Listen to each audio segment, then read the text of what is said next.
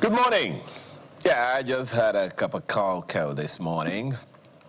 Have you had yours? Or maybe you had cocoa. Hey, what do I know? Welcome to the show. I'm Ayo Makinde. It's sunrise and it's a Saturday morning. Well, in case you have forgotten, today is the 28th day in the month of June 2025. Just last night, spending time, with some young adults, they said they suddenly realized that the year 2025 is just about broken in or split in half. How about you? Do you know that the year 2025 is halfway gone? Anyway, that's so you can still make hay. The year is not over yet. 2025 still has 6 months to go, and you can still achieve those goals. One of the things that a number of people battle with is, what if it doesn't go the way I expect? What if this? What if that? Hey, there's hardly anybody. I mean, you heard Alhaji Dangote speak recently that if we knew the pressure, the challenges that they were going to confront, building the world's largest single train factory was going to be as huge as it was, that they probably wouldn't have delved into it. But voila, they've made history. And anyone else who is going to have to contend with that, break that record, is going to have to contend with the same thing, depending on the climb that they find themselves. So that is that. Well, this week, a whole load of stuff happened in the course of the week. One of those things, is the birthday celebration of two people that we know. At least I am aware of the governor of Lagos State, Mr. Baba Jide Sanwo-Olu, who turned 60. So, Mr. Governor, happy birthday to you. We also know that one of Nigeria's, well, they call him the king of comedy, Alibaba.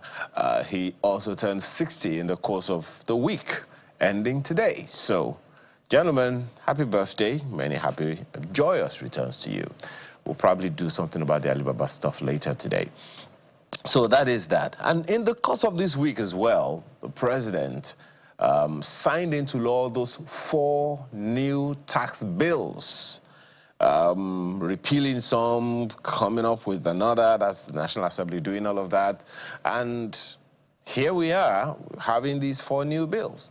What are the challenges confronting those things? One of the things that's gladdened the heart of so many people is that those who earn a particular amount of money, I'm not going to tell you how much, go find out yourself. They said that if they hide gold inside books, we won't read. There is gold in this one. Go and read it.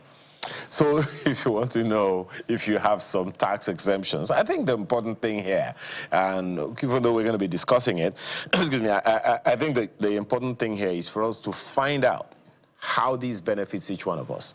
4 new bills that the president has signed into law. And let me just help you know what these 4 new bills are. There's the Nigeria Tax Act. That's one. There's the Nigeria Tax Administration Act. Nigeria Revenue Service Act, which establishes the Nigeria Revenue Service in place of the Federal Inland Revenue Service, and the Joint Revenue Board Act. We'll be discussing all of that later on. But what concerns you is which of these bills speaks to how your finances are concerned. The VAT remains as it is, but there have been some exemptions. We understand that if you earn a particular amount of money on a monthly basis or on an annual basis, you get some kind of tax relief, including rent relief. Find out which one is your own. Yes, go ahead, Google it. Just Google it. Nigerian Tax Administration or whatever it is, or you want to find out. Find out about those things, the ones that interest you, that concerns you. I understand that small businesses also have benefits in these tax new bills, in these new tax laws. So find out, they're already laws. They're not just bills or proposals anymore. They're already laws. So you may want to speak to those ones. Find out the one that benefits you, because at the end of the day, it's just you, right? Just you. No one else is going to be like that to you. We also hear that peace has returned to Rivers. That is what the FCT minister, former governor of Rivers State, has said, including the governor, who's, well, I don't know whether to say he's on suspension or something, but not in government right now. Rivers State is under a state of emergency, and that there is some peace. Some of you must have seen that video where both gentlemen speak.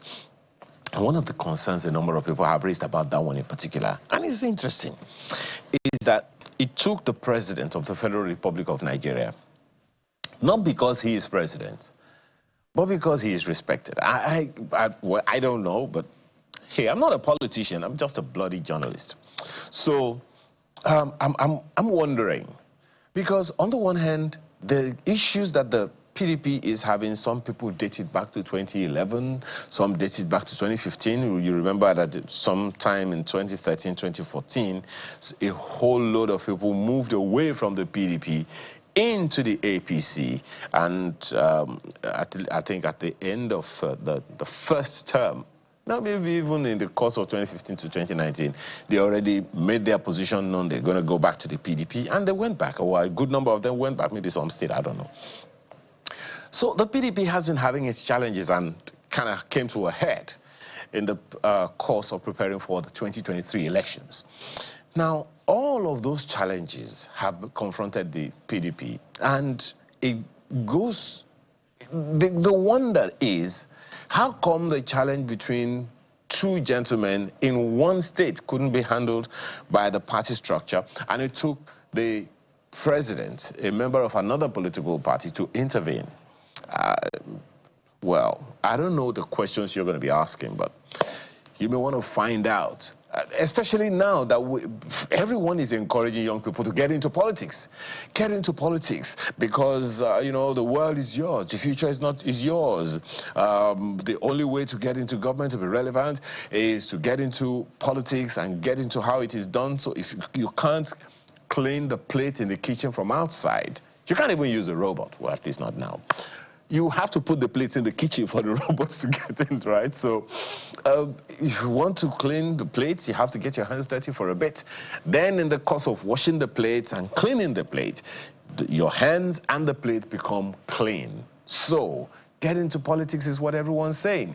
Everyone is saying. So, but if the political parties are the way they are now, and they're having challenges that they cannot solve by themselves, so many questions to raise. But that's one issue there. On the other hand, is that we just heard that the national chairman of the APC has resigned.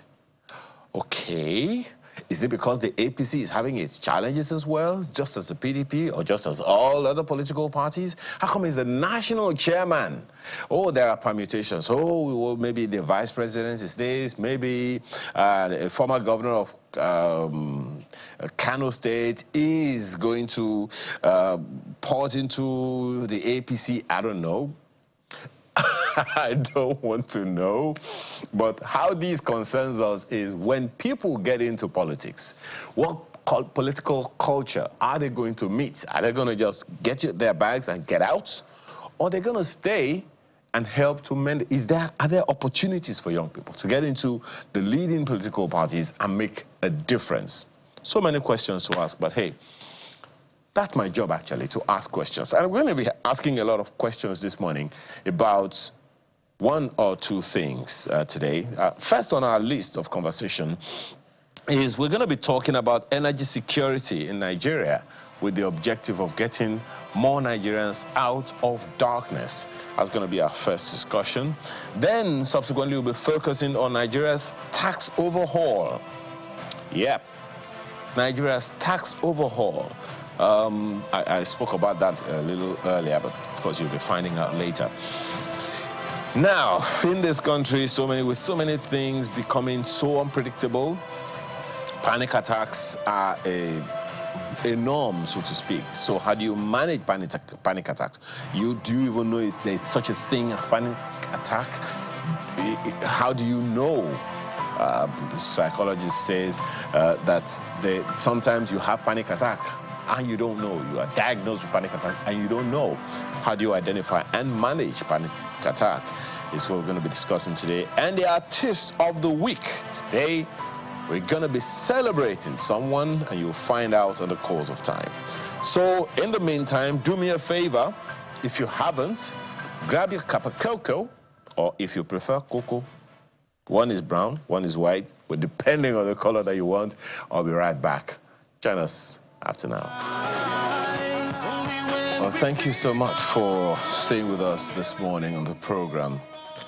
Let's talk about energy security, particularly with focus on making sure more Nigerians are out of darkness. Nigeria is often called the giant of Africa.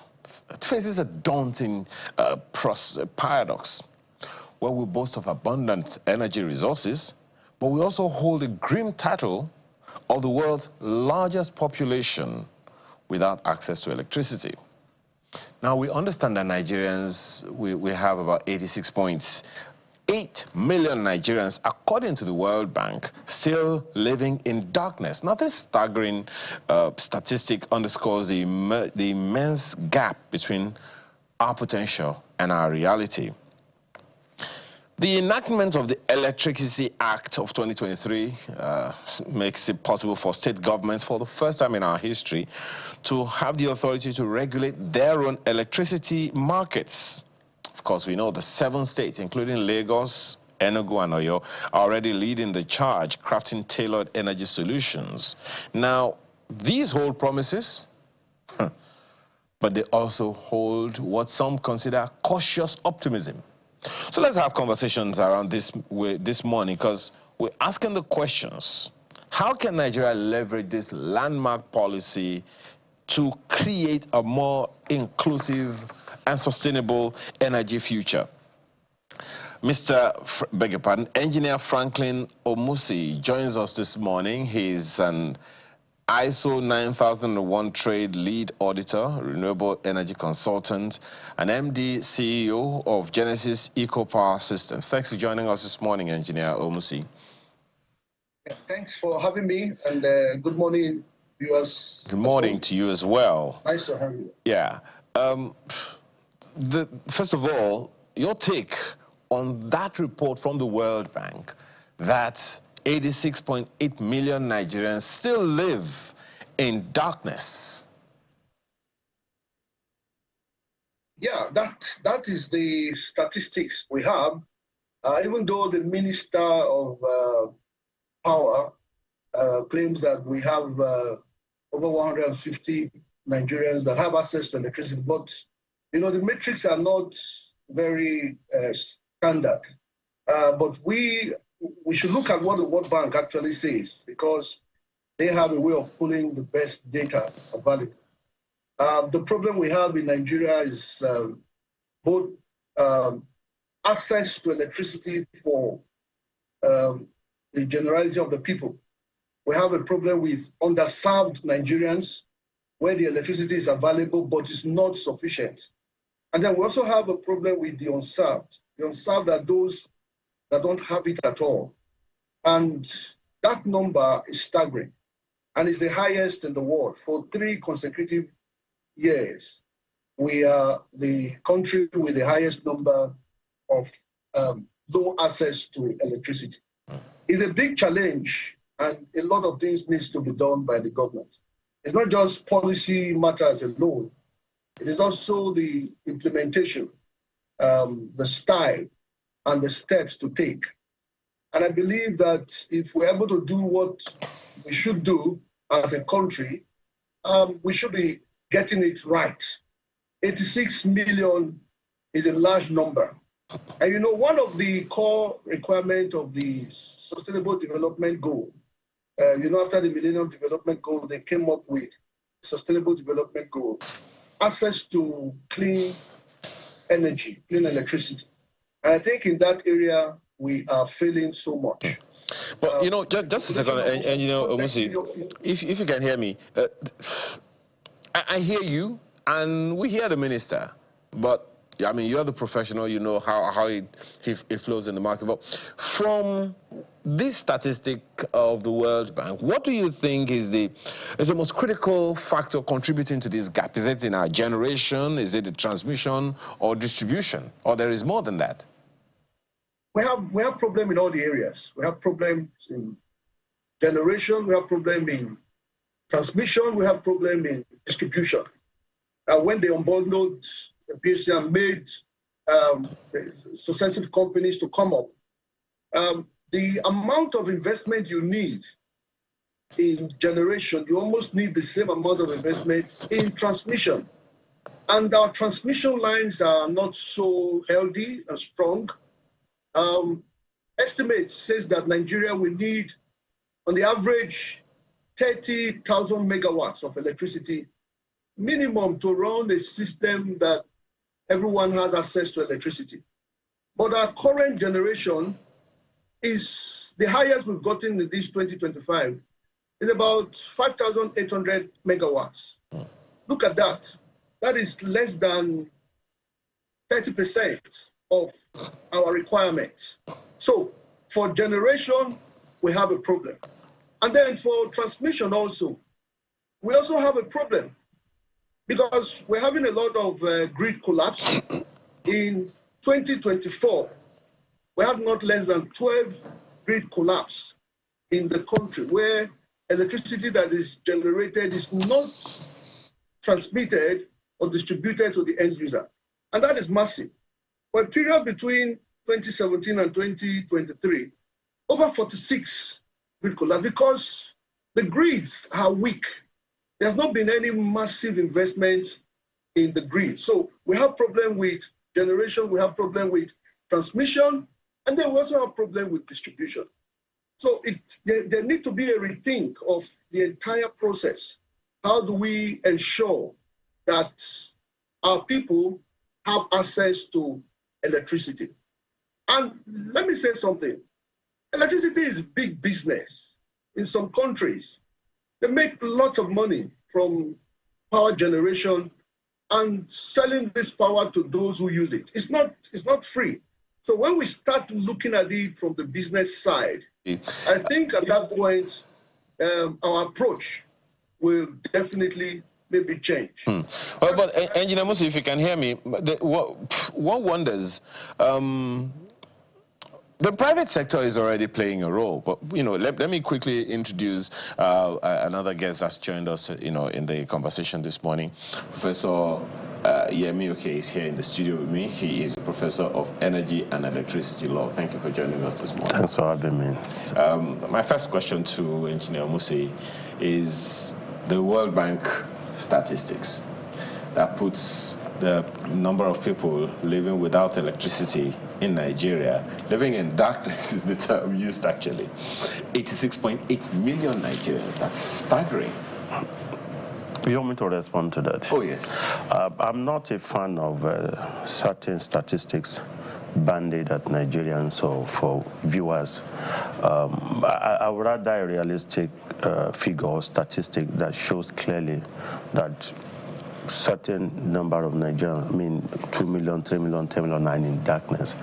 I must confess I have not seen the statistics. I only read snippets of it in the media. But that cannot be realistic. Honestly, that cannot be realistic. Why do you say so? Increasingly, because it talks about darkness, and I want to be fair now, and I want to also be very realistic because we play in this sector actively. An average home in Nigeria, when you talk of access, affordability, sustainability, you can't be talking about that kind of figure. But even in the rural areas, most rural dwellers now have something close to solar panels installed.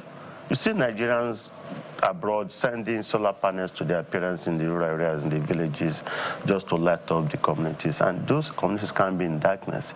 If you're talking of generated and electricity, then is another thing. You know, those are talking of industrial stuff like the major grid generated and transmitted power. That's another thing. So you think this data of the World Bank is not exhaustive?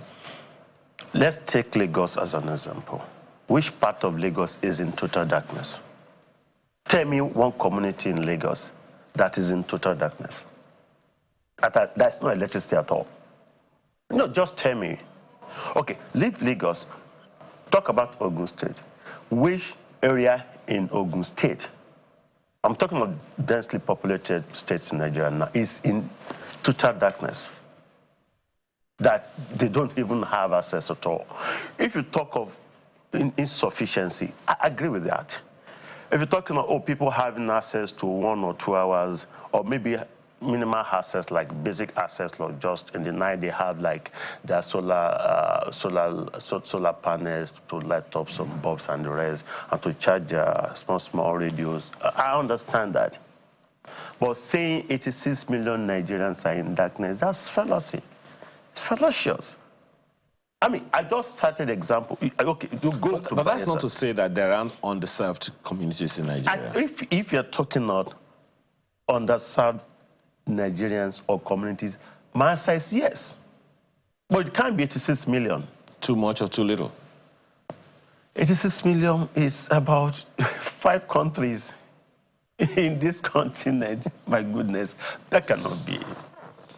I know we are challenged as a country in the power sector, no doubt.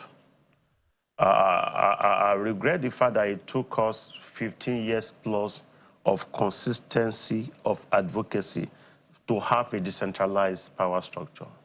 It started from those studios with Chamberlain and Mokweogun. The clips are there online. It's been years of consistent, rigorous advocacy. We'll come here be reading what the Constitution says, that it was actually decentralized right from the onset. The current president is a victim of federal might in the power sector. As far back as 1999, power had been decentralized. But when we now had the Electric Power Sector Reform Act, then repealed, 2005, which now attempted to centralize the electricity sector, the power sector. I said, oh, this is unconstitutional. There's a problem here, and we started the advocacy. States were supposed to play off-grid then. But now, of course, you expect that somebody who had been a victim of the power might, federal might in the power sector, getting on board. One of the things he did was graciously sign the Electricity Act because he was a victim himself. Now the states can play. And states are now, what we advocate, states should now start to identify and deploy their competitive advantage or advantages in the power sector. But then the NERC, you know, is also concerned about their incapacity, their lack of expertise and all of that. See, I don't want to undertake an advocacy for NERC. NERC is also a challenging institution. But I mean, if you are supposed to, when you privatize, the moment the federal government privatizes this sector, the only cognizable job of the federal government then and now, post-privatization and now, is effective sector governance and regulation. So you are now sitting here, can you beat your chest and say the power sector had been or is being effectively, conscientiously, seriously, prudently regulated? When we know what the players are doing, who's regulating, who's sweeping the players in line? NRC cannot talk. It doesn't lie in the mouth of NRC, with all due respect to NRC, that the state don't have the capacity. Or do they? State do. They are regulating. We just got back from Borno when we had the National Council on Power. We needed to see what states are doing. States like Enugu, Abia, Borno. I don't understand. Of course, we know. Enugu is almost self-sufficient in terms of regulation. We have a lot of states now playing. About 11 states have, of course, been given the go-ahead to start to regulate the power sector. It's predicted because we said these states are going to have something like Ondo State Electricity Regulatory Commission, Lagos State Electricity Regulatory Commission. That's exactly what they are having now. What we say will happen in 15 years, even what we say will happen as to the discos and gencos, is already happening. Has been happening since. There's a huge debt overhang on the federal government because of the power sector in trillions. Okay. Particularly for gas. So, states need to step in, and they have stepped in. They're gradually taking charge, and things are aligning as expected. Okay. But saying that the state don't have capacity, honestly, I would disagree. Okay. I would vehemently disagree with that. Let me ask Engineer Musi, so I don't know if you agree with Professor Oke here in the studio with us, but let's look at one of the, I can also, we've also spoken about this for a while, about the implementation of the Electricity Act that empowers states to regulate their own electricity markets. We understand that 7 states for now, maybe others are coming with infrastructure or not, soft infrastructure to get those things done or not. That's one thing. But then the interface of the private sector players was with the federal government. Now it's going to be with the states. Do you see any challenges that need to be seen ahead? Yeah, we know the Electricity Act and some of the policies that the government has come up with are actually designed to tackle these energy deficit we have. What I call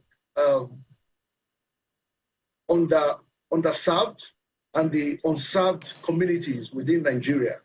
The policies are quite in order, but we are looking at a way where there can be great energy towards implementation of these policies. The private sector will definitely need to come in, but one of the challenges the private sector will always have, and which we find in the energy situation, electricity situation, is the right pricing. Private sectors, they are interested in profits.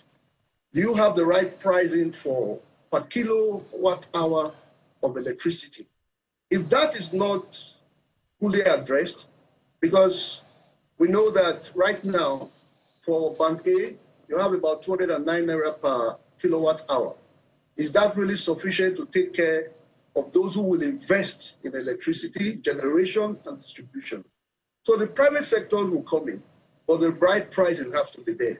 And then there need to be this decentralization, a situation where we have generation capacity between 12 to 14 megawatts, 14,000 megawatts, and we are generating about 5,800 megawatts presently.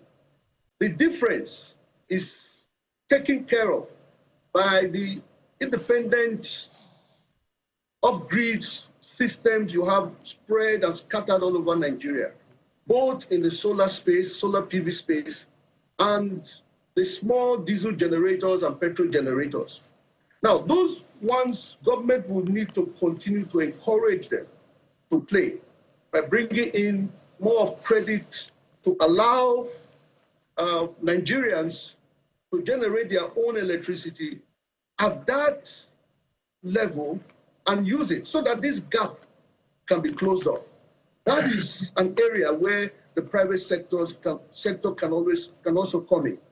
And I believe that if we continue to do this on a consistent basis, there's going to be, the gap is going to gradually close. Okay. I've been to some communities within Nigeria. For instance, there's a community in Ogun State.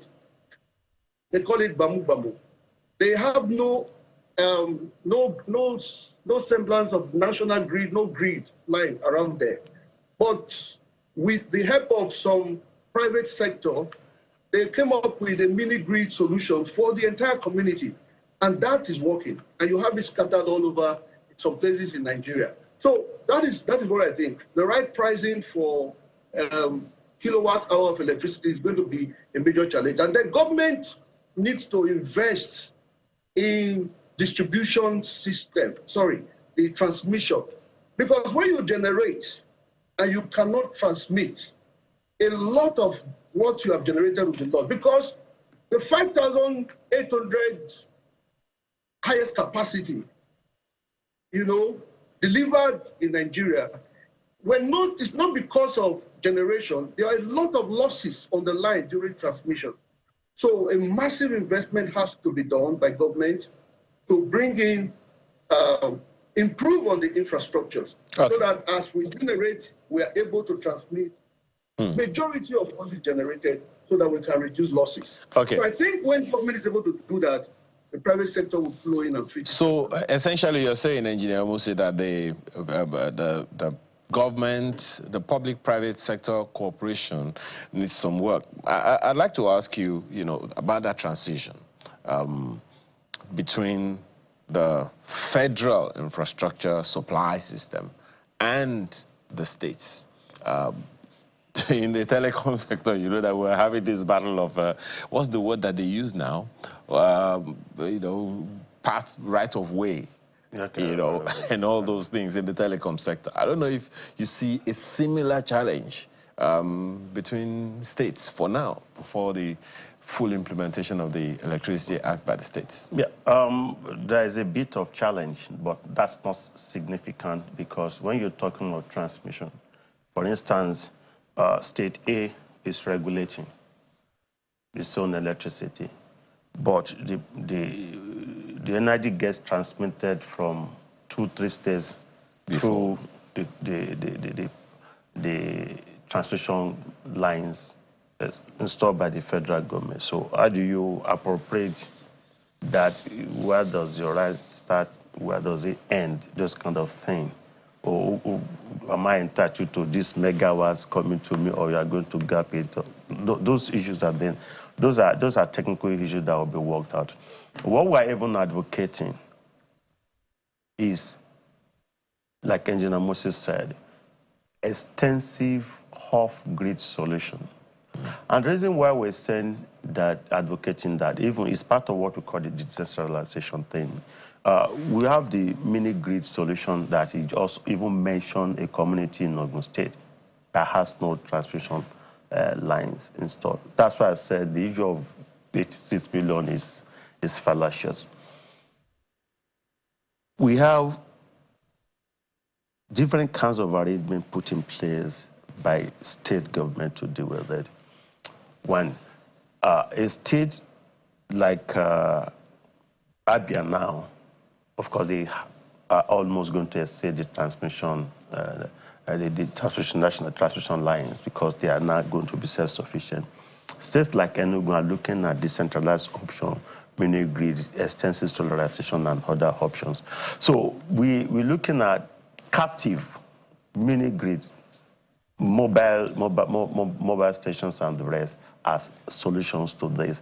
So because the grid infrastructure is very weak, and it's going to continue to cost Nigerian government a lot of money to fix the transmission infrastructure. Is expensive. Now that states are hesitating to self-regulate, can you start or continue to talk about a kind of federated transmission infrastructure when states are already going their separate ways? So at best, we can have regional grid at a level of states that are willing to collaborate, and we're going to have extensive off-grid solutions. That's what we're advocating. If you put those power lines, you're going to have vandalism, issues of vandalism, because you're going to go down into the rural area. Who's going to monitor it? So we're talking about even deployment of technologies, drones, AIs, to monitor our transmission infrastructure, because it's under consistent attacks by criminal elements. Okay. So we don't want to avoid that for states. So states are now to look completely off-grid and look for off-grid solutions, mini grid, hybrid option, captive, and the rest. And interestingly, the states, each one of them have different capacities. You also mentioned something which is crucial, which we also need to amplify. An average investor will want to invest in any environment that is bankable. Is key. Bankability means ability to invest your money and recoup your investment with profit. I know investors are not as sentimental. They're not. It's not about sentiments for them. They can even invest in Sambisa forest if they will make profit. They're not bothered about certain things. They'll factor in the security risks, certain risks. If investing in Sambisa forest will make commercial sense, you see both local and foreign investors going down there to invest. So, and that's the trend now. Those are the kind of benefits to be derived from the new electricity act, because states are now to play. You don't. Yes, a situation in which you expect all rules in your state to be federal rules, the state will never develop. You can't expect federal government to build all the rules you need in your challenge state. is the same thing not, for the power yes, sector. I understand so federal that. will play its role, state will play its active role. The challenge is, at the end of the day, there are some things that the federal government still has to, play a role in. For instance, we received this message from Chike, who says the elephant in the room on energy security in Nigeria is the devaluation of the naira. Said the naira's value makes everything ridiculously expensive, from equipment to maintenance. So how can we address the root causes and find solutions to a stronger naira, particularly because most of the equipment that are going to be used for coming up with this stuff and maintaining them? Maybe, let me bring that question to you, Mr. Engineer Musi. The impact of Nigeria's currency on infrastructure that will be used by the federal or state governments to ensure electricity supply. Thank you. For the exchange rate, it's I think it's a general phenomenon that affects every sector, not just the electricity sector. So there's little anybody can do about that.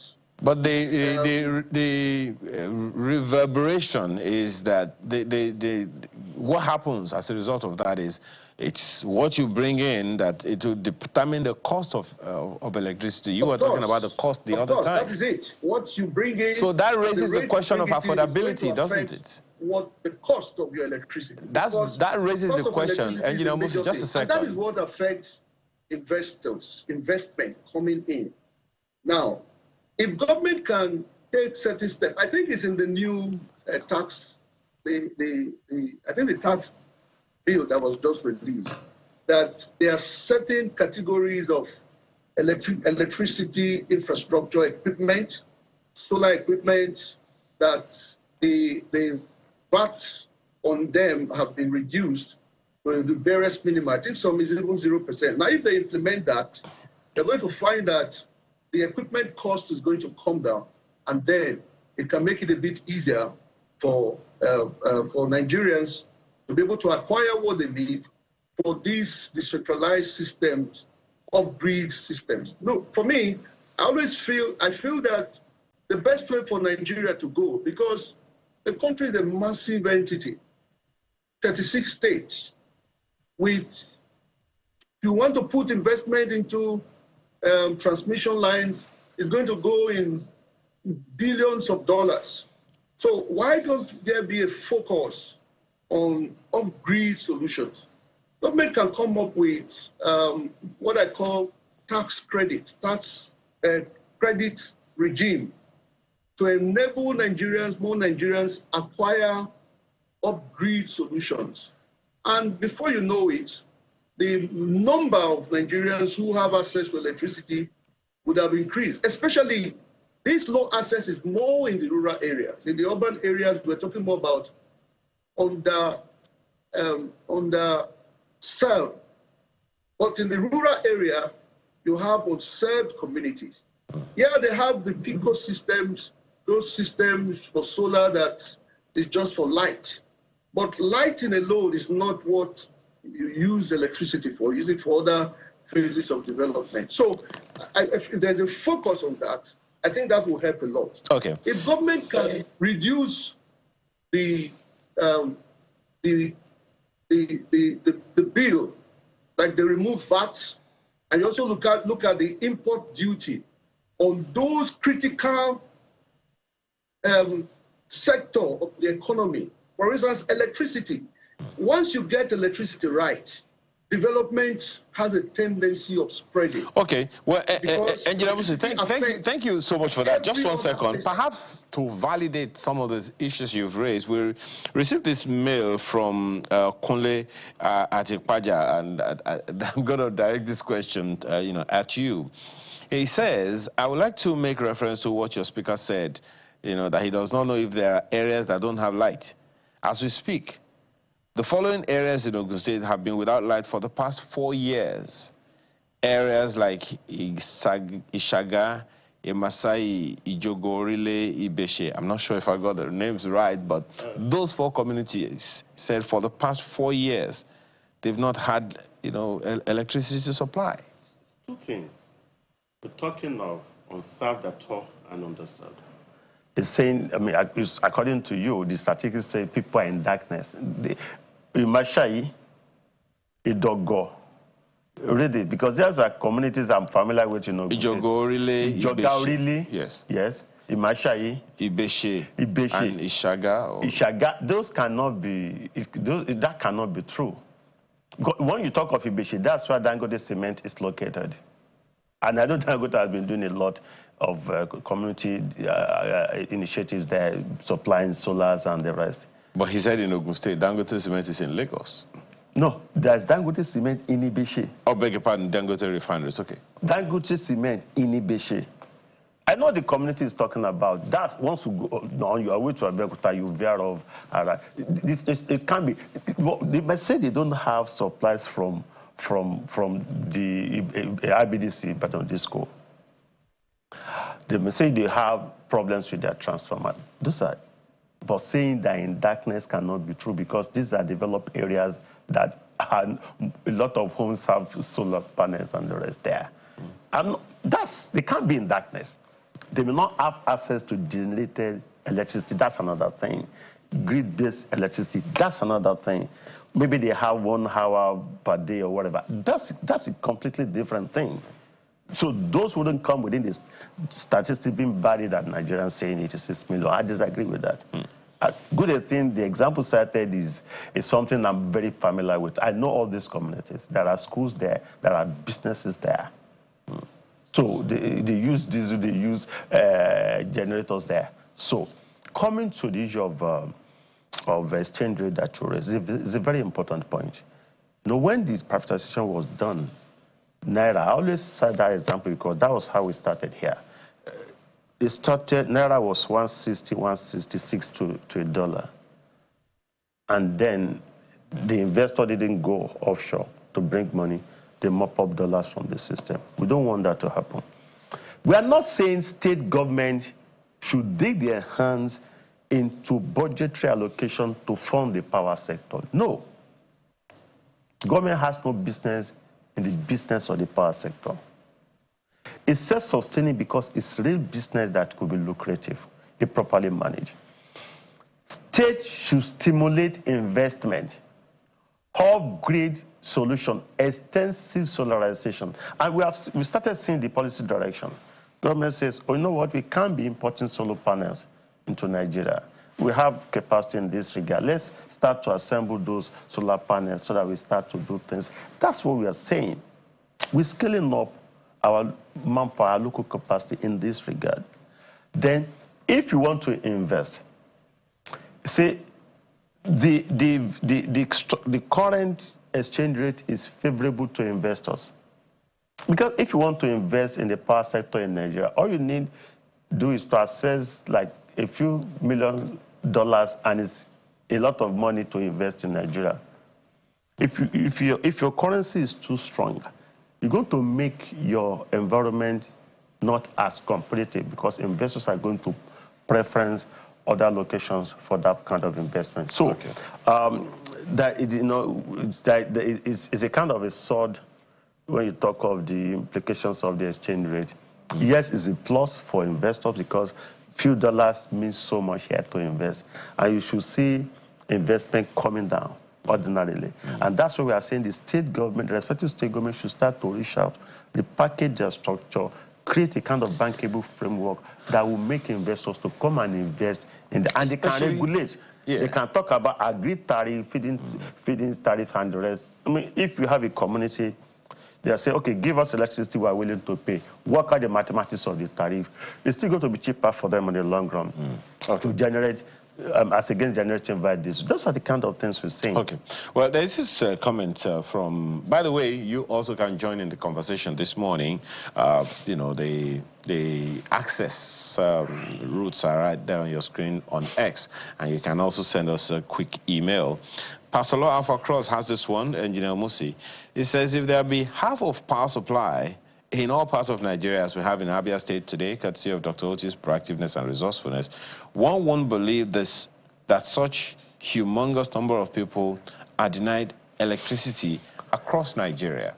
Both of you have been speaking this morning about the quantum of resources available to the states, the capacity that they have now. The only question is, how optimistic are you, Engineer Musi, that the states will actually take the gauntlet? The capacity is there now, at least the law is there now, it's active, and more states, a lot more resources go to the states now, courtesy of, you know, the federal government in this new administration. So what are your hopes about the capacity of the states to deliver electricity and an increasing number of capacity to their people? We always have to be optimistic. If one state has done it and is working, and other states are key in, we see mentioned about 7 other states are looking at that, Abia State, Enugu State, then we have to think that others will gradually follow. And because we live, our system is a democracy, the electorate will now start making those points as core issues when people come to campaign for election, in terms of are you going to provide us electricity? If it now becomes campaign issues, so those states who are not key in will gradually key in. And I believe that is going to happen. One state has tried it and is working, others are coming in, and I'm sure others are going to join in. Because it's a win-win situation for everyone. If you have a well-developed state, environment, your people are happy, it makes things better for governance, your tax increase, the level of insecurity will drop, people are gainfully employed. I want to take you up. My apologies, Engineer Musi. I want to take you up on that electricity bit. Is the protection of the infrastructure. Professor Oke alluded to it a little bit earlier. You know, is the protection of the infrastructure that I would like you to also speak to, because we've heard stories, right, of people, as soon as they are done, installing, there are some people right just around the corner waiting to go and vandalize these things, break them into pieces, and, you know, they are too much in a hurry to just cannibalize what has just been installed for the entire community. So, what will be your proposal to states in that regard? Well, it's because of the poverty level. Now, when those kind of projects are done, the communities have to be involved. There has to be a buy-in in the communities, so that the community acts as part of the system of protection for the infrastructures. Those who steal and vandalize them, they don't understand the nexus between what has been installed for them and how it affects their life. It goes to communication. The immediate gain. So there has to be a lot of education. There has to be a lot of communal involvement. Community have their vigilante, they have their own development association. And when you engage them in deploying some of these solutions and these interventions, they will understand that, look, if this thing is vandalized, it's going to be to our own detriment. So they have to inculcate it into their people. And now, ensure that they take ownership of it. Reduce poverty. My apologies, Engineer Musi. Well, it speaks to poverty. I heard you there. But let me, because, more messages are coming in and we have a little over 10 minutes. Professor, okay, this one is for you. Bolahon is tackling you. He says, while all these off-grid solutions can help expand access to electricity, they may not be able to drive industrialization. Power for industrialization requires a separate plan. So we must be careful. We must carefully define the problems and design the solutions accordingly. Solar won't power Dangote refinery. See, this is this. Let's get it. Electricity demand and requirement is in phases. Industrial, homes, basic. So altogether, we look at assets. In Abia, that everybody is celebrating now, where we should have been where we are now, almost 2 decades ago. Why? I always say this so that we can arrest our conscience as a country. If we had allowed the experimental Lagos Enron thing to happen in 1999, 2000, now, hindsight, 25 years later, what would have happened? We'll have had Lagos as far back as 20 years, which Tinubu started then before it got frustrated. As we were able to allow that to scale through. We are celebrating Abia now. Enugu is following. If we had had Lagos, then we'll have had Ogun, Enugu, Bayelsa, Kogi, Kwara. We'll not be talking of that now. So it's never too late to start. That's why the enabling law is there to make us start. We are not talking of solar in Abia, because what you have in there is for home, industry, and everyone. We're talking of scaling up capacity. We're talking of enabling the states to get involved. If we're talking of manpower now, is that lack of manpower in Abia? Are you saying there's lack of manpower in Ogun or Lagos? Or is it Enugu that is already getting set? Or is it Ondo Akure? Is it Kano, Kaduna? There's no lack of manpower in the state. So what we need is the will. And government should just step in. Then again, you talked about an important point which I want to amplify. As much as we need responsible leadership, we also need consensus, responsible followership. Once those electricity power assets are installed, is it the governor or the president that goes to vandalize? Those are the issues.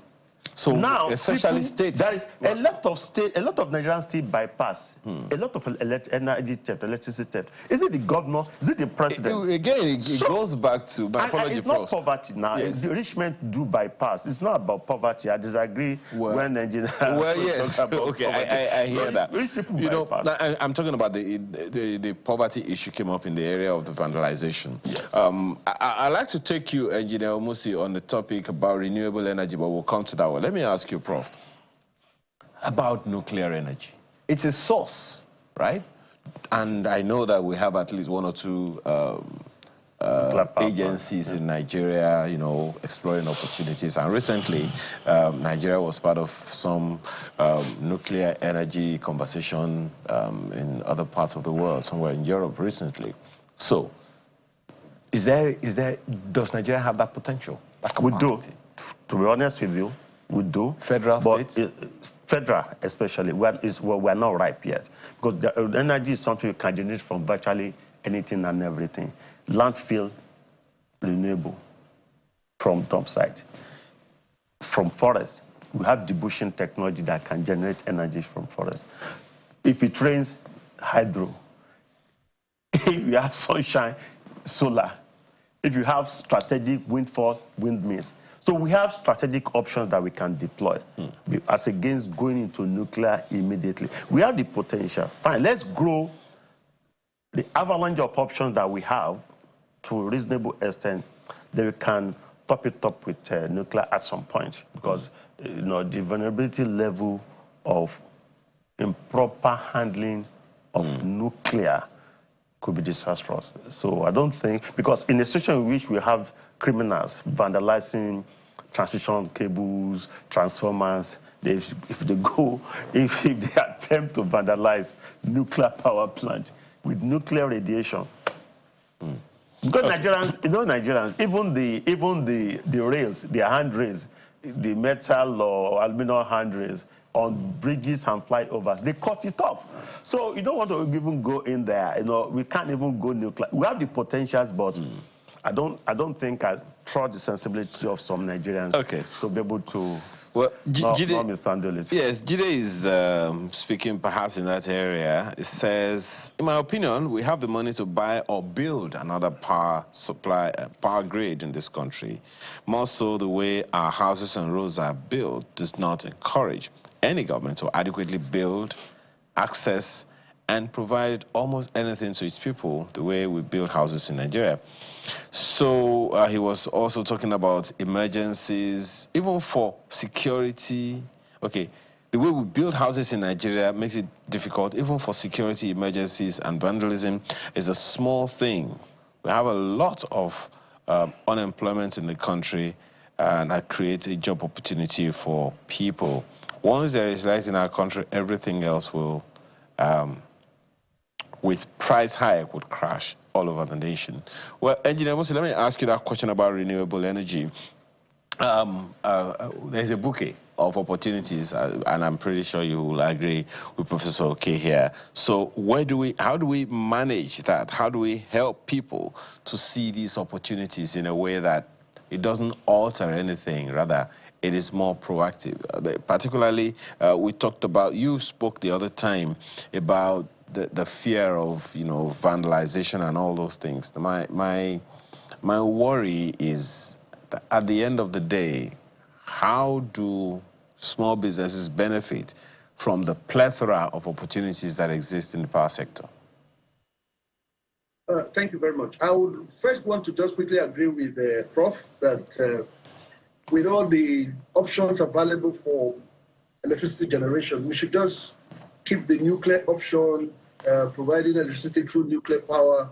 We should just leave that for the meantime and focus on the ones that is available for us: hydro, thermal, solar PV, solar CSP. There's so much to do. There's so much available for us in the solar PV space. There's solar PV, there's solar CSP. And the beauty of it, of the solar system, especially the off-grid solar home systems and the mini-grid, but especially the solar home systems, is that you generate, you transmit, and you distribute within the same environment. And that can be a very important solution that government should key into. The challenge with most Nigerians is that it's not affordable. I think that is where government can come in, the states. You see, because when you invest in that particular area, you reduce the pressure on the national grid, because people will not be depending on that rather than waiting to get power from the national grid. Government should provide, well, a serious intervention system. They call it an agency or a bank, like you had People's Bank of those days, where people can access funds to invest in getting solar home systems for their businesses. Okay. These are artisans, barbers, and all those shops. And when you are able to do that, you empower Nigeria. That is where true empowerment comes in.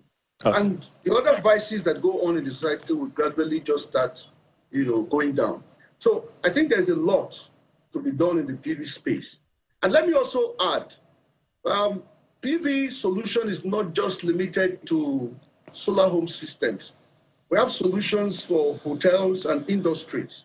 I've done solutions for hotel, and there was a gradual transition from using a diesel generator to depending on the solar system. So if you have people thinking about that, there are solutions for factory. I have a factory in Anambra State. It's a metal processing factory. They depend solely on solar PV systems. They have massive inverters with batteries, and over 8 to 1. So essentially, the opportunities are there, Engineer Musi, and that's actually quite gladdening. But there is this recommendation, Prof, that Obakwalo is making. She says, please tell the National Assembly to promulgate a law against the sales of second-hand electrical materials in Nigeria, so that whoever is found selling it will go to 25 years imprisonment. Or else they will not stop. No, see, honestly, we have laws in place. Even we have NEMSA. NEMSA is in charge of all those stuff. And NEMSA is the one dealing with that. But honestly, let's also be fair to ourselves as Nigerians. When we talk of our installed capacity of the national grid is below 5,000 because it's weak, it's dilapidated. But the actual amount of electricity that we generate in the country is significant, because we need to have a kind of a global view of what is generated. So then the government itself is not doing that job. In your homes, I'm sure you generate too. What am I generating? You generate electricity in your home. How? Through your generator, your solar, your inverter. So if you cumulate... Must I generate? I pay tax. So I understand. So what I'm saying is, let's have a kind of global view of where we are and start to fix it. The way to go is not grid-based generation, distribution, or transmission. The world is going off-grid, actually. The world is going off-grid. So we have to start to tap into those alternatives and options and maximize them. With that, it becomes easily accessible and affordable over time, because it's a question of willing buyer, willing sellers. Of course, nobody forces you to go and buy an inverter or those batteries. Now we want to scale up battery production in Nigeria. We want to scale up solar panel production in Nigeria. Those are we're developing from within, and then funds are out there. Even at the National Conference on Power, you needed to see the MDO ratification saying, hey, they have funds in billions of dollars. Nigerians are not accessing because they are not meeting the conditionalities. So going to the space, get something done in the power sector, off-grid solutions, essentially. All the states are willing, looking for people to come to their states and invest. And I can tell you on here, most of the states are looking for investors. There was another, I cited that example recently, who is doing something in your state. Well, if there is so much money and the states are not accessing it, don't blame. There are foreign funders, foreign funders are there, local funders are there. It's business. Exactly. So it's business. It's not. So the states should go and access it and provide electricity for their people. Self-sufficiency. So there is go and access money and invest. Then this is a whole new conversation you want to start, Prof. Let's not even start it, because there will be questions around how come they are unable to access it, and if they are unable to access it, how difficult or is maybe they are not meeting the conditionalities. Exactly. But anyway, we'll speak to that some other time. Thank you so much this morning, Professor Yabioke, a professor of energy and electricity law, as well as engineer Franklin Omusi, who is an ISO certified lead auditor, renewable energy consultant, and MD CEO, Genesis Eco Power Systems. Thank you, gentlemen, for being a part of this conversation today. Thank you. Well, I mentioned to you the other time, I mentioned to you the other time that the federal government has signed these 4 new laws, tax laws, and I asked what you stand to gain. Okay, this next conversation you can be a part of, and you can ask questions through all of the links that you see on the screen when we return from this break. All right, thank you so much for staying with us. Now, in what many people consider a landmark move, President Tinubu signed into law 4 sweeping tax reform bills that aim to modernize the way taxes are collected, administered, and utilized in Nigeria. Underscore that. Now, these laws represent a bold attempt to streamline Nigeria's complex tax systems, improve fairness, and unlock the revenue potential of Africa's largest economy. For instance, the Nigerian Tax Act consolidates over 50 small overlapping taxes into a single simplified framework. I mean, we spoke about that quite a number of times on this program. The Tax Administration Act is the second one. It ensures uniform tax rules across federal, state, and local government, and reducing the administrative conflicts that have plagued the system for decades. The Nigeria Revenue Service, the Nigeria Revenue Service Act, replaces the FIRS Act with a more autonomous body And the Joint Revenue Board Act brings a new level of coordination and fairness to tax administration with a tax ombudsman and a tax appeal tribunal for dispute resolution. So let's break down today the pros, cons, opportunities, and challenges of this tax overhaul and ask the big question: will these reforms truly transform Nigeria's tax landscape, or will they, as usual, fall short of expectations? Two gentlemen join us this morning. Dr. Olugbenga Adeoye is a chartered accountant and public affairs analyst. He joins us here. Thank you so much for joining us this morning. Pleasure to be as well as Mr. Babatunde Olani, is Associate Director, PwC Nigeria. Appreciate your time today. Thank you for having me. Those days are now finally gone. I saw that video back in time. Somebody, a truck driver, was flipping pages up to 80-something taxes or levies and all that he had to pay from one state to the other until he got to Lagos. How gladdening, how comfortable does that make you feel, or not? Oh, good. And if you look at, you know, in this new tax act now, no more bills. You have to Establishment Act. And so we are not going to bother too much about that, you know, creation of the Nigerian Revenue Services. We don't want to call it tax. Federal Inland Revenue Services is now Nigeria, belongs to all of us. What's the difference in that, by the way? So the difference is that that agency in the past presupposes an agency belonging to the federal government of Nigeria. But in actual fact, it's an agency belonging to the federation, the entire federation. So the Nigerian Revenue Services is now seen as belonging to all of us. Now you had the Joint Tax Board. Everything around this is about tax, but now we are saying Joint Revenue Board. Now the tax administration, as good as it is, we have issues to deal with, which is states having to replace certain laws. So if you look at when this act was in bill form, Section 197 of it repealed about 11 tax laws. In other words, most of the amended acts in 2004 were repealed.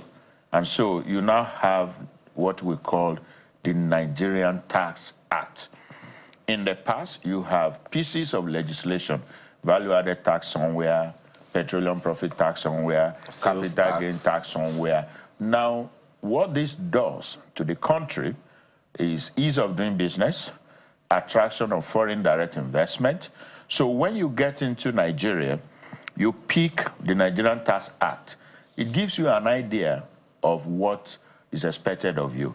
But coming back to the poor, you know, you then need state government and local government to follow suit. Yes, the rates and the rules will come into effect on 1st January 2026, but implementation must start now. For example, ZAC need to call for tender now to change the logo, to change, you know, the name from FIRS. It's not on 1st January that you start awarding contract. Letterheads need to change. The Joint Tax Board, as we had it before, they need to start changing now because it's been signed. Now, when you now look at the beauty of this tax, you know, Nigerian Tax Act, is that it is actually pro-poor, to be honest with you. And then it's also pro-growth. Take, for instance, in the past... We'll break it down. My apologies. We'll break it down a bit. Let me just take the opening comments of Mr. Olani as well on this issue. Well, you guys must be really proud. It's one of you that, that led the charge. Absolutely. You know, and of course, I know that he himself has been at the forefront for many years, Mr. Idele himself. Over 2 decades. Over 2 decades, you know, talking about that the same way Professor Oke has been talking about electricity arrangements in Nigeria, you know, talking about it for almost 2 decades as well. So, well, we'll celebrate with the House later, but how much of his advocacy would you say have been inserted into this new initiative of the federal government? I would say a lot of it, but also I would say it's the advocacy of Nigerians, right? Because it's an exciting time for Nigeria, and I think tax is top of mind, even globally, right? Look at the US with the big, beautiful bill, right? And also things that the OECD are doing. Kenya just signed in their finance bill into a law just this week, right? So you look at also the makeup of the presidential committee as well, right, which was made up of over 100 Nigerians representing the private sector, public sector, and also students as well, who are the future of Nigerians. So I would say a lot of those advocacy points made its way not only for himself but also for Nigerians, and a big one of it is looking at the fiscal environment, right? You know, there was a time in recent years where for every 1 naira the Nigerian government earned as revenue, it was paying 99%, right, to service debt, right? And that means that from a sustainability standpoint, right, the fiscal government had to do something drastic, right? So the tax laws pretty much complement some of the structural economic reforms that this administration is pulling together, right? Okay. Now, before the bills were finally passed by the National Assembly, both chambers, there was so much furore, so much uproar. And of course, everyone has, you know, perhaps clearly come to the same round table now. There is little, if any, voice or opposing voice to it. The issues that were raised then, particularly by governors, do you think those issues are permanently settled? I'm asking that question against the backdrop of whether or not we can significantly we are engaging Nigerians in the process of implementing these laws. Because it's one thing to have laws, it's another thing altogether for those laws to be obeyed by the people. Absolutely, and I think you rightly touched on it. One important thing I must say is the tax laws bring close to 200 fundamental changes, but it's just less than 5, right, that dominated the news space and caused all this controversy, right? So that placed the burden on the committee to effectively communicate, right? And if you so their job is not done? Their job is not done, absolutely, right? This is actually where the job begins, right? Because it's one thing to have good policy, Nigerians have good ideas, we have laws, right? But the anchor point is implementation, right? And just as Dr. Deye said, right, implementation starts from now. Even though the date is 1st of January, there are action steps that the public sector, right, the key actors, the Nigerian Revenue Service, the Joint Revenue Board, the tax ombuds that we didn't have before that we need to set up now, right? And also some of the frameworks and structures that have been put in place in the law to ensure collaboration among the intergovernment agencies from the Nigerian Revenue Service at the federal level and also the state revenue services as well, and also at the local government level. There is that collaboration that extra in the law that we need to implement, just so we see the benefits that are anticipated in the laws.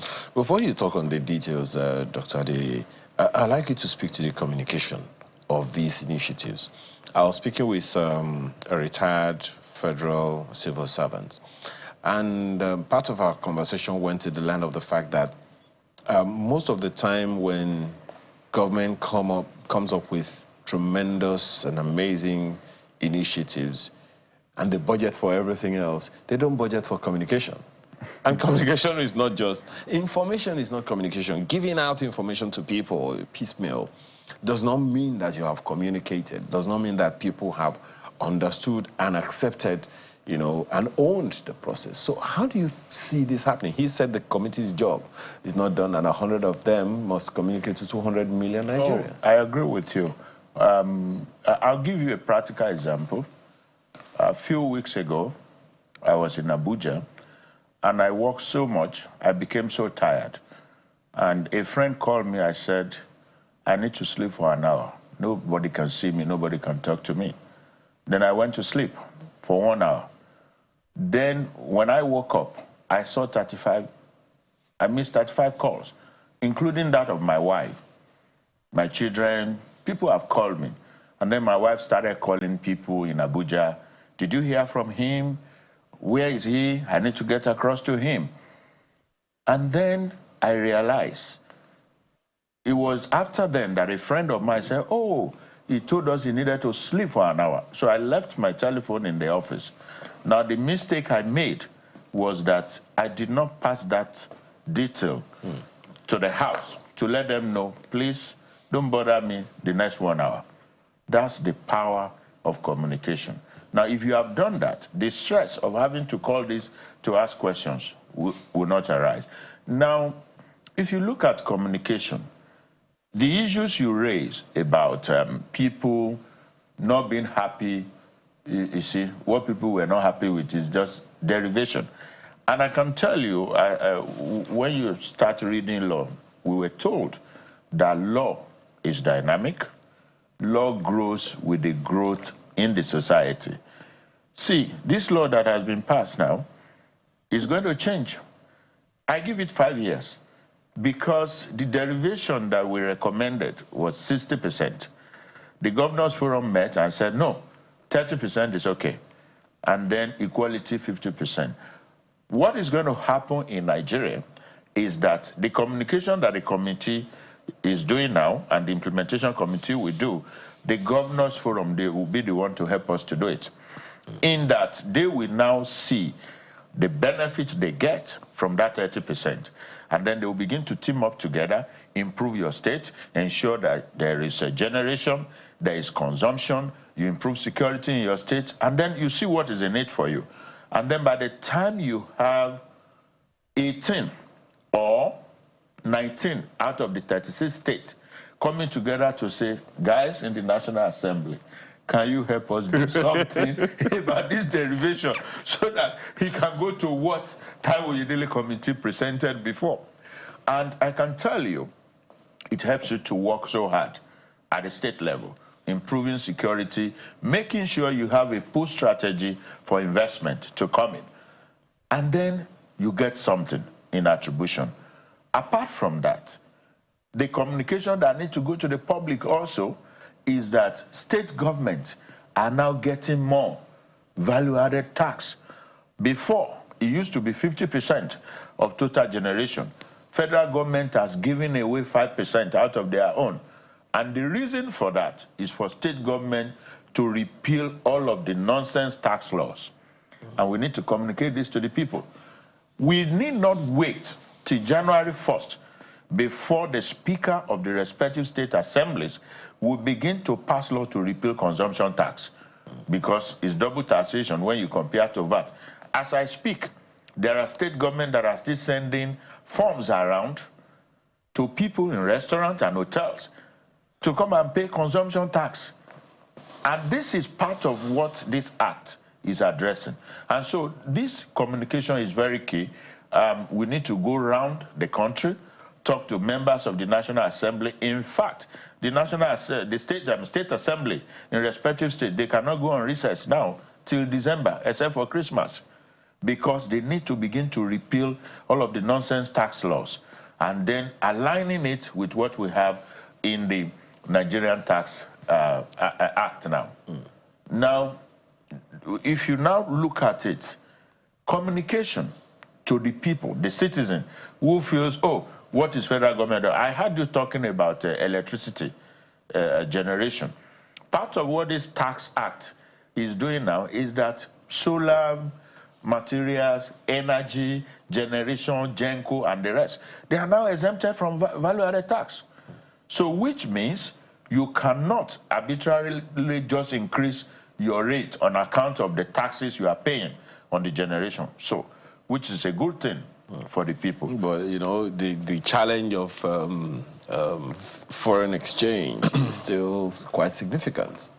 Well, foreign exchange is coming as a result of demand. And when demand is higher than the supply, then you're going to have increase in the price of anything.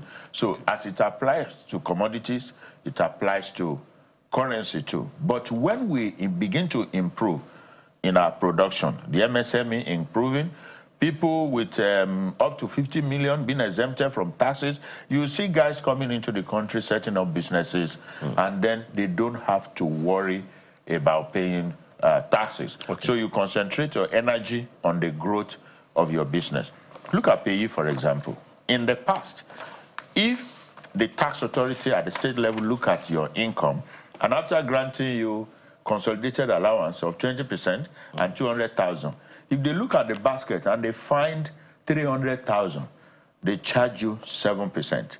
If they peep again and see another 300,000, they charge you 11%. If they peep again and see 500,000, they charge you 15%. If they look again and see 500,000, they charge you 19%. Above 1.6, 21%. Anything above 3.2, 24%. Now, guess what? The new tax law says, after granting consolidated allowance, if we peep and we saw 800,000, your tax rate is 0. 0. Now, if we now see 2.2, something above 800, up to 2.2, 15%. You are already starting the communication part, which is good. I'll come back to you. You raised an issue about pro-poor the other time. Yes. I'd like you to discuss that. But let me ask you, Mr. Lani, particularly how these issues concern businesses, both large scale and small scale. The president has always been pro investment. Of course, he's a businessman himself, ab initio. So what are the benefits for small businesses? And what are the risks they run if they don't know what these laws say on their behalf?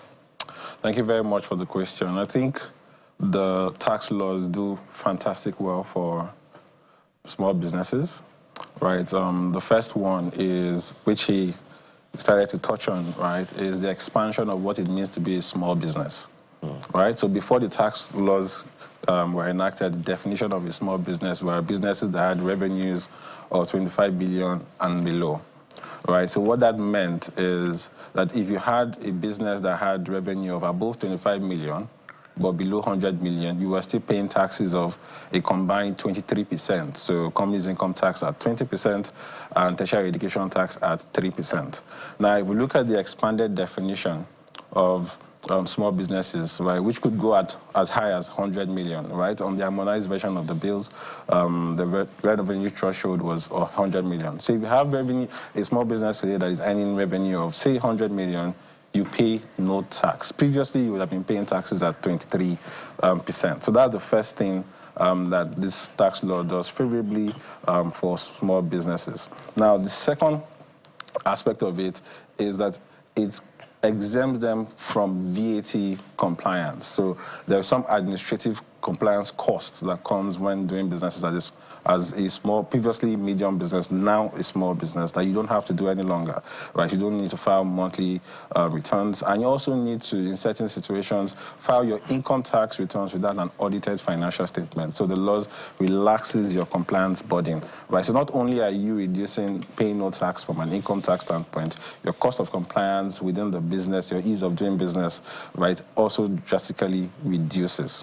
Now, the second aspect of it is that it gives a favorable tax environment for individuals which form a big part of the workforce, right? By ensuring that a huge part of their incomes are exempted from tax, right? So that kind of ensures that Nigerians have more disposable income to buy goods. I'm just looking forward to the communication plan for people to know all these things. And that's something that the committee also has, and we have a role to play. You have a role to play as the media, and we know that they're also looking to collaborate with the Ministry of Information, Nigerian Orientation Agency, right, to kind of communicate these things to Nigerians. And there are plans as well to convert these laws, right, into Pidgin English, Yoruba, Igbo, Hausas, right, so that Nigerians can better understand, right, their obligations. And the tax authorities, the Nigerian Revenue Service, and also the various state tax authorities also have a big role to play in terms of their taxpayer education initiatives, which is paramount in this new phase. And the risk that they face, right, is losing some of these benefits. And one last point I wanted to make is around the investment, right? Because one of the things, if you look at the uncertainty around passing the PIB, that took over 20 years, Right now, the passage of the PIB into PIA has facilitated investment in the oil and gas sector. We've seen a lot of transition over the last few years from Mobil to Shell, right, and also to ENI. But we're seeing that the passing of this tax laws within 2 years provides fiscal certainty. No investor will want to come in and invest in a scenario where the fiscal space is unstable, right? So the signing of these bills into law provides that certainty that investors need, right, to bring their investments into Nigeria. I saw in your program earlier that FDI fell by 19% Q1 2025. Right, and these tax laws provide the runway, as the IMF said, right, for these investments to come in and hopefully translate to positive economic growth for Nigeria. No, Dr. Adeoye, before I will come back to you on the tax ombudsman, issue shortly. Absolutely. You were talking about the pro-poor. What is it that people need to know, particularly about, so that when they receive their pay slips and they analyze and they see there are some things, that are supposed to happen that have not happened, they will know to take it up with their organizations? Okay. For example, you have organizations need to be trained. You need to train human resource staff. You need to train the accountant in every organization, because one thing about people is that they want to continue with what they used to do in the past.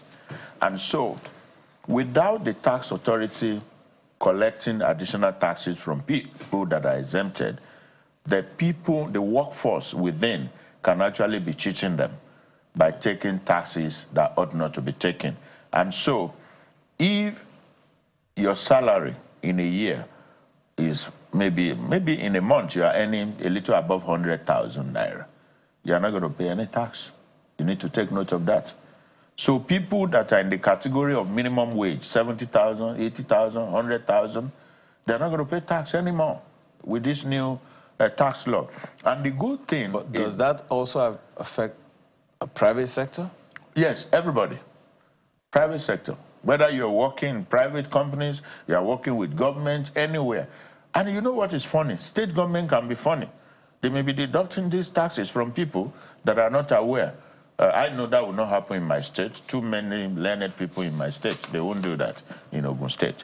So if after taking, and this thing is very simple to calculate, the new law says after taking your consolidated allowance and what you have left is 800,000, don't forget you have 20% plus 200,000 in the consolidated allowance, 0%. If you have above that, up to 2.2 million, 15%. Next 9 million, 18%. Of your salary? Yes, what is left per annum. It is what you will pay as tax. As tax. If you have next 13 million, 21%. Next 25 million, 23%. If what is left is above 50 million, you pay 25%. Of course, my argument over the years, when we were trying to give input into the Finance Act in the past, is when we came up with 25 million as threshold of small companies. Then was that, what are we going to do to MSTO, the Federal Inland Revenue Offices that are dealing with small companies? I personally feel that we'll still need to go the route of progressive taxes, such that we will build the culture of compliance in people. Because some people will say, well, since the new law says, if I don't earn above, say, 50 million, I'm not going to pay tax. Then you now see that company not earning above that threshold for the next 10, 20 years. So the Nigerian Revenue Service need to deploy technology to catch people using their BVN to see where they are keeping the money. But I personally believe over time, we're still going to review this, to say that, okay, if what you are earning is this small, you still pay tax, you still pay your VAT, but your compliance is minimal. And what you pay in real sense, in value, is lower than those big companies. Of course, when I raised this argument, our colleagues said, well, why this is coming is because more than 80% of the total tax revenue is actually coming from the big company, you know, less than 20%. And that is confirming the Pareto principles.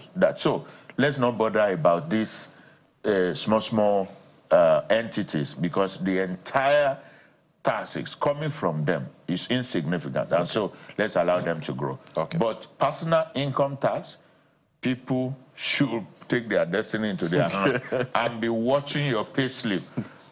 Say, how did you arrive at this? I'll be close to the accountant's office. Exactly. Okay. Mr. Ladi, this one is for you, and it's coming from Tola. It says, if you factor the devaluation of the currency and the 100 million naira definition of SMEs that has changed from the previous rate, your revenue has gone up, but your unit sales hasn't. His question, ain't we giving with one hand and taking from the other? So I think, and thank you very much for the question, I think to a large extent, we need to acknowledge progress when we see one, right? If it's 100 million passes through in the signed version, we've not seen that. Hopefully you see it in the coming week. Well, that means that the exemption threshold has increased 400 times, right? 400%. So in that respect, there is that exemption extended to a lot more businesses than it was previously, right? So those businesses will enjoy exemptions. Now, the other changes that complement the income tax is also what they've done from a VAT standpoint, right? So one good thing that's come true, but the sustainability will still need to confirm over time, is the fact that the VAT rate didn't increase. So what that means is that currently the consumptions that these businesses suffer as a result of doing their businesses would not increase from a cost standpoint. And I think the other one as well is when it comes to the ease of paying taxes, right? So there's a lot that the Nigerian Revenue Service is going to do when it comes to digitizing, should I say, the tax administration system, how companies file returns, how companies pay their taxes. That will be a lot more simplified. One of the things I used to say is if a company is doing businesses across the 36 states and the FCT, they have to engage with different tax authorities, right? And this is a very complex thing to do, right? But the Tax Administration Act now provides a framework whereby there's a lot more collaboration, there's a lot more data integration among these authorities, and a lot more efficiency within the system. And hopefully that translates into a better ease of doing business, right? One of the things that the law also provides is having joint audits. So instead of having an audit with Lagos State Tax Authority, Ogun State Tax Authority, Borno Tax Authority, and also the Nigerian Revenue Service, there is a framework now whereby they can just come and do one audit. One of the things we see in practice is as one tax authority is coming to do audit, another one is just waiting at the gate, right? So once that one is done, the next person comes in. There isn't time for businesses to actually face their profit-generating activity, right? But hopefully with this, we see it translating to more positive economic activity for Nigeria. Okay. Well, this one is from Pastor Law Alpha Cross. I don't know if your proposal for what I can call the FBI initiative of monitoring the bank accounts will answer this question, but Pastor Law Alpha Cross is asking. Mr. Edele has repeatedly said the new tax law is targeted at the well-to-do in the economy. And unfortunately, the rich is used to evading taxes with impunity. It requires adequate creation of awareness towards patriotism and conscience. I know you see the question. I 100% agree with that pastor. And to be honest with you, the problem we have in Nigeria when it comes to tax compliance is not for the poor, because they are subjected to these taxes whether they like it or not. You know, 30,000, they take the tax from you. 50,000, they just take it. Especially civil servants. You need to go and check the taxes that bank workers are paying. It will amaze you. I have a friend, he was showing me his tax per annum, about 2.5 million. I have people paying 750,000 in a month because they are working somewhere. And then you now see a big man who has a G-Wagon, who has a Range Rover, whose house is in Banana Island, And you need to ask them for their tax clearance. And this is where patriotism and fairness comes to play. Now, the youth are going to be benefiting because one of the provisions in this tax law now is that you're going to have youth working from home. You don't have to cluster together in one office. So they are going to engage people that will be doing data mining. And so they need to manage this well. So we don't want a situation where we look at Ayo now, or we look at Niyi and say, Niyi, you know, like Taiwo was saying 2 days ago, we are not going to even ask you to tell us how much you have earned. We are just going to tell you, this is your income, and this is the taxes you should pay. I know people, they have G-Wagon, they have Range Rover, they have Rolls Royce, and they are not paying as much tax as I'm paying. Isn't that very ridiculous? Maybe not paying as much as you are paying. And so the governors of the various states and the chairmen of tax authorities must be people who are pro-poor, but they must pursue the rich to pay their taxes. So you cannot, if you tell me you don't have this income, no problem. We use your lifestyle to determine your revenue. And so, but because maybe this person is a loyal party member, and so you get an assessment from tax authority, so you are going to call the governor and say, can you imagine what the chairman of IRS is doing? This guy must be removed. The governor must not listen to that. You understand? And you should ask the person and say, oh, did they overcharge you? How much did they say is your income? You cannot donate to political parties 100 million, 1 billion, 2 billion, and you are bringing tax and your revenue for the year is reading 20 million, 10 million. We're going to ask you a question. You have donated this much, because I see a lot of things on television. You see somebody come, hold microphone, I'm donating 2 billion. I am donating 1 billion. I'm going to ask you as tax authority, excuse me, can I see your tax clearance? Well, the last 10 years. So you're how saying much that, is your income? So you say we should be bringing that to the political rallies? Yeah, no, we are going to pursue everybody. Everybody. Okay. Otherwise, the country will not move forward. Okay. Otherwise, what we think we are going to achieve by making this law to be pro-poor and ensuring that, you see the president, he had a statement, let the poor breed, right? And then let's tax wealth. Now, if the wealth we want to tax, and that's the main reason we say these people are exempted, 0 rate at certain point, and then they are the one not wanting to pay, then we are back to square zero. Then the law becomes useless. If you cannot implement the law because some people act like they are bigger than the law, then you are in trouble. So we need people who have character to be chairmen of state internal revenue services, because the bulk of this matter we are talking, individual taxes, reside with the state, where the governor can just call the chairman of the internal revenue and say, please withdraw that assessment. That person should just resign and say, I'm sorry, I cannot continue to be chairman. Okay. If this is what we're going to do. Okay, let me ask you this, Mr. Lani. Part of the recommendations of the law talks about a tax ombudsman.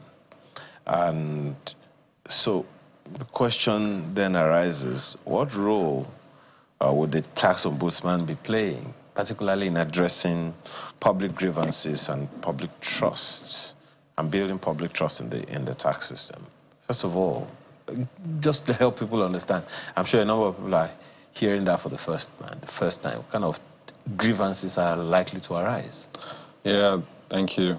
I think one of the first things to say to that is, if we look at the study that NESG made over a few years ago around tax perception and tax morale, is that Nigerians have a very poor morale when it comes to paying taxes, right? The second one is tax evasion is very rampant, and if you ask 1 out of every 5 Nigerians, right, they are okay with Nigerians not paying taxes, right? Because there is that notion that in Nigerian is a self-government, right? You provide your electricity, you provide your security, water, and things like that. So when it comes to the attitude to pay taxes in Nigeria, that is very, very, very poor. And one of the major factors that leads to that is the complex tax laws, right? So the tax laws are very complex.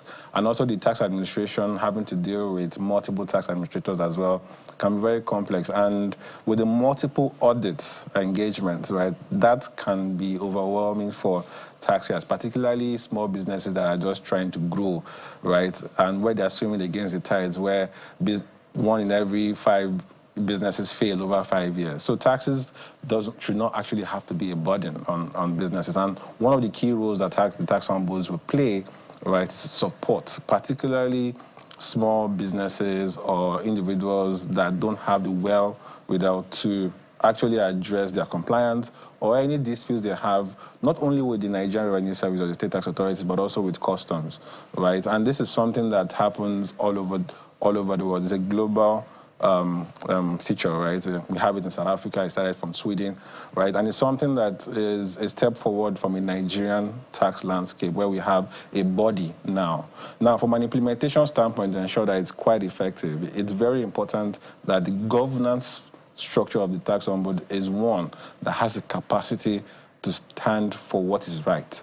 Right, so usually what will come before the tax ombuds are disputes where there is differences in opinions between the taxpayer and the tax authority. Right, so the tax ombud should have a governance process that is independent, right, and has the capacity to declare what is right in that particular scenario. So that means they need the governance, they need the capacity, so they need to be filled with people that have the knowledge of taxation of the system to be able to command the ability of taxpayers to come to them. And one big aspect of that will be transparency as well, right? We see what happens in South Africa. The tax ombuds actually declares annual reports, right? How much disputes came to it, how much was settled in favor of the taxpayer, how much was settled in the case of the tax authorities. Right, and one of the issues that we see from South Africa that we need to address from an implementation standpoint, right, and this is anchoring on the independence, is the funding of the body, right, to ensure that the funding of the tax ombuds, right, is disconnected from the tax authorities where it gets its own, maybe directly from the Nigerian budget, right, to ensure that it can actually deliver decisions independently and in a way that promotes a just and equitable tax system. Is it impossible for sustainability purposes? Is it impossible for the same tax ombudsman you're talking about here now to be funded through the tax system itself? Yes, it is possible, right? We just need to ensure that it has direct access. You know what's happening in the federal system. Exactly. Right? Exactly. They take the team, right? Injustice is so we don't want that. Okay. The question I have for you, Dr. Adeyo, is this, and this one is from Charles Jabo. Also begs the question around, some of the issues that we have spoken about before. How has this new tax act taken care of the various local government taxes? The touts blocking pickup vans, trucks, and buses across the country. Yes. Because it's in the light of the same tax ombudsman stuff. So, in fact, I think the work of the tax ombudsman should be made easy by state government and local government sitting together. And that's why I said implementation should start now by ensuring that all the nuisance bylaws at local government level, state laws, that is aimed at collecting taxes that are not in the act should be repealed. And then we should educate the people with billboards. These people, if they come to you, don't answer them, we do not authorize them. But you can see that most of these guys on the road you see, they've helped the governor during campaign, it's food for the boys and so on. But I believe Nigerians are good people, and I believe that the main problem we need to address is tax justice. Because I remember between 2010 and 2013, when I was doing my PhD research, we found out that people want to pay tax in Africa, but the question they ask you, the one we've been paying before, what can they show for it? I was telling me about some part of the road to get to Channels when you cross from the express to come to the gate here. You know, you can't find such road in some part of the world, even in the village. You can't find them. We're talking about a farm in Scotland that all the roads that lead to those farms, tarred, right? It's not that I saw picture. I went there. So if you address tax justice, where people can see, you remember in the past where government is doing a project, they say taxpayers' money in action. But the taxpayers' money now is in action in the pockets of politicians. And generating... It's inside the private jets they are buying. It's inside. So if the taxpayers' money is not acting in providing infrastructure, then no matter how beautiful the tax law is, people will not comply. I can tell you that, because you're going to challenge them. And don't forget, the tax authority have employees who are also living among us. Who knows that to drive from his house is a problem to the main road? And he's going to come to you, he's also facing very bad road. And he's going to ask you for tax. You're going to ask him, how did you get here? So if you don't address tax justice, where we can see value for money, if I pay taxes, look, the water works that used to work when we were small. In our own compound in Abeokuta at Erunwo, tap flows everywhere. And if tap does not flow in your house, there is a public tap where you get water. Now, there is no public water flowing anywhere. Okay. So you have boreholes everywhere. So tax justice should be addressed. We should question them. The money you have collected, let's see transparency, accountability, and how you use the money. And that will hopefully help people to pay more. But we'll take a short break now. But before then, just to quickly speak to this issue raised by Kunle Abiso. He says, I still want to ask about personal income tax. For example, if you earn like 280,000 naira monthly, are you still going to be exempted? No, you are not going to be exempted, because 280,000 naira monthly is less than 300,000. Okay. So if you earn 300,000, you have 3.6 million in a year. So when you are granted consolidated allowance, what you are going to have left is small. It's going to be in the range of that 2.2, which is the first threshold of 15%. And so very minimal as well in a year. Okay. We'll take a short break now. When we return, some of these conversations, well, some final questions will be asked on the program. To stay with us. Thank you so much for remaining with us. We still have two gentlemen joining us for this conversation on a focus on Nigeria's tax overhaul. Dr. Olugbenga Adeoye is a chartered accountant as well as public affairs analyst, as well as Mr. Babatunde Olani, associate director at PwC Nigeria. Well, you're talking about this tax justice thing, Dr. Adeoye, before we took the break. And you spoke about state governments.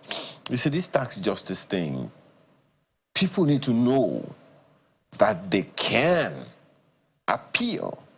I saw part of the recommendation is tax appeal. Speak to us a little about that one. What is it that people need to know, whether they are small businesses or big businesses and all of those things, and how will their investments be protected? Because sometimes you said something the other time about state governments. And when we talk about state governments, it's just one or two persons representing the state. Simply because they have the power of the state, they will be able to do a thing or two. So how do people exploit or explore the option of the tax appeal in a way that they are still protected afterwards? Okay. So just like Nii was talking about the caliber of people that should be in the tax appeal, and the ombudsman. You need to choose people of integrity who will not, because you've been appointed by government, and then a taxpayer has come to you to say, oh, I have this problem with this tax authority, and then you dance to the tune of the government. Basically, the tax appeal actually is pro-people and pro-business, to make sure that you are not cheated, to make sure that you are not over-assessed to pay taxes. And then, again, part of the issue we talk about tax justice is that there's a new system that if you have a factory sited in a given location and you need to do roads leading to that location, these roads that you have done is going to be a tax credit for you. So you can now present it to FIRS, they look at it and say, okay, this road is going to cost maybe 3 billion, for example, or 1 billion. You are able to do, because if you don't do it, your customer will not be able to assess you. You have difficulty in receiving your materials and then taking them out. Now, it is the responsibility of government to provide those infrastructure in the first place. Now, it's not been done, and then you're now doing it. So, Dangote is doing a lot on this. You see Dangote doing concrete roads. It's tax credit system. So, when you do that, and then you're going to have issues on, oh, the cost of this road is not 1 billion. It's supposed to be 300 million, you know? And so Are you the one that spent the money for me? So you now have issues. So what we need to do, if you look at the BOQ of government contract, it's probably times 10 in private sector. So you cannot then do the same road, the same topography, the same distance at 1.5 billion. And as a private sector person, I did it for 1 billion, and you still want to query my tax credit figure. So this is where the tax appeal, they come in.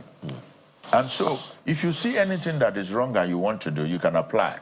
And then I fix this road, this is the cost. So if at the end of the day, we calculate your tax is, say, 1.1 billion, and you have done road of 1 billion, you will pay only 100 million. Now you have the road, you are happy, your customers are happy, ease of doing business is assured.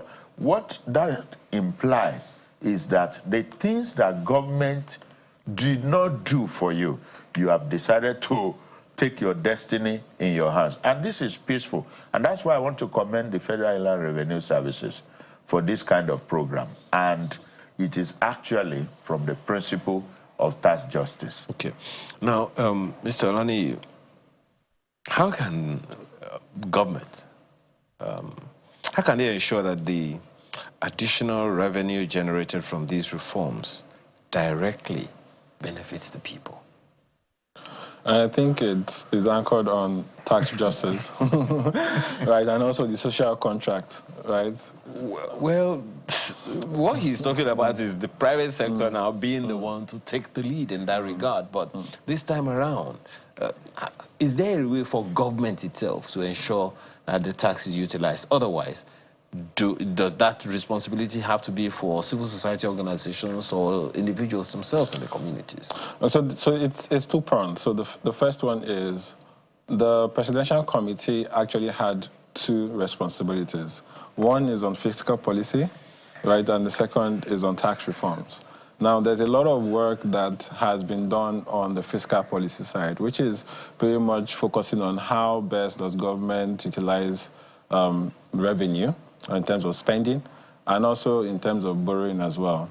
Taiwo had said in one of his interviews that it focused on subsidies, for example, how best does government utilize subsidies to ease the burdens of Nigeria and promote investment in certain sectors. It also focuses on things around borrowing, how best to tie borrowed capital, right, to infrastructure projects, which the government has done really well with the Sukuk bond and the green bonds that have been raised so far, and also the RITC tax credit program, right? But one of the things that is very important is accountability, right? And there is that notion of chicken and egg. Do we pay first and hold government accountable, or does government utilize revenues they're getting today judiciously to entice people to pay more taxes? But we'll say that the more people pay, right, the more we hold government accountable, right, all at the federal and also at the state levels. And the other part is also hinging on the tiers of government, right, which is the role of the Legislative House, the National Assembly, right, in terms of their oversight functions in ensuring that the executors of these tax laws, in terms of the tax authorities, in terms of customs, in terms of NUPLC, NMDPRA, and all these other government bodies that are looking to implement certain aspect of the laws, that they do that judiciously, right, and help us achieve the objective around that. You said something instructive the other time, Dr. Adeye, about states having collaborative conversations and all of those. And you said that they're still going to go to the National Assembly to go and ask for more and all of that. What conversations, particularly people-centered conversations, should members of the Nigeria Governors Forum be having among themselves now? When they sit down to have peer reviews, what kind of conversations should they be asking? Something instructive you said, Dr. Adeye, about people seeing tax work. A good number of times, so many people have made references to the Fashola days in Lagos, where they would be fixing roads and they would write taxpayers' money in action. So what kind of conversations should state governments be having among themselves to ensure that they can practically buy the trust of the people? Okay, I'll refer to a research conducted by myself and two professors, Professor Rufus Akintoye and then Professor Patrick Enye. We conducted a research during my PhD program, and we came up with what we call tax generation and revenue utilization policy. So, if you can deal with that, when Margaret Thatcher was Prime Minister of England, United Kingdom, there is what we call hypothecated taxes in the UK. I came across that when I was doing my postgraduate in law, is that apart from tax generation policy, you must also have that revenue utilization policy side by side. And I'll give you an example. If you are looking at aviation industry, you then have to look at it. How much is Emirates giving us? How much is Virgin giving us? How much are we getting? And then we say, okay, if the total money we got from this Murtala Mohammed Airport is 100 billion, and they are having problem about parking system, taxi system, we must take a portion to them. You remember the gridlock at Apapa? The fear of Apapa is the beginning of wisdom. Many years ago, I'll be at Liverpool going to Tinkan for hours. It was a terrible place. But look at what has happened. And then you look at the revenue that custom is generating into the purse of the federal government. So the governors need to sit down within themselves and say, hey, the industrial hub that you have in your respective states, you need to put a chunk of the revenue that you have generated into those places. So you don't just say, we decide what to do with the money. No, you cannot just decide anyhow. You decide to apportion that revenue in terms of utilization to the places where you have received them. If you have children that follows you to go to the farm, one goes with you to the farm from 7 a.m. and comes back at 6 p.m., if you understand farming very well. Once the light is off, we leave the farm. Now, you now have a child that goes with you to the farm and leaves the farm at 11. And then you come back. You want to give them reward. So you're now giving them the same thing. Abba, it's not possible. So they need to have this conversation. Okay. And then making sure that their state is secured. Don't envy Lagos. You do something that Lagos has done. Okay. Don't envy Ogun State. Do what Ogun State has done. Okay. Create an enabling environment. If people want to collect CFO in your state, and it's going to take them 2-3 years. It took me 11 years to get a particular governor's consent. Wow. 11 years. And that's not good for business. Absolutely. Because you are going to use the collateral to get credit facilities. I will try not to mention this fellow's name, Mr. Lani, so that his employer doesn't give him problem. But he's asking, how can I work out my tax? I'm earning 274,800. Is there a way for them to work out their tax? Yes, there is a way, right? And based on the law, so that's 274 annually. That would be roughly around 3.2 that the previous commentator also asked as well, right? And as we reckoned, above, should I say, 2.2 million, right? You tend to pay the first level of. Okay, so he has to calculate the annual, right? So then what's the percentage of the annual? So the first 800 is zero. Okay. Then at 2.2 million, I think that is around 11%. Okay. Right. Then that's pretty much what is utilized at that level. Okay. It's not going to be materially above the next band. Oh, okay. Right. So one of the things that is also important is the relief around rent. Right, and that's supposed to support government with collecting data around property. So you have to submit the details of your landlord. Oh. Right, for you when you're filing your income tax returns. So first you have to file income tax returns, right, as an individual. Then you provide the details of your landlord. Then you are entitled to the annual 200,000 naira or 20% of your annual income, whichever is lower.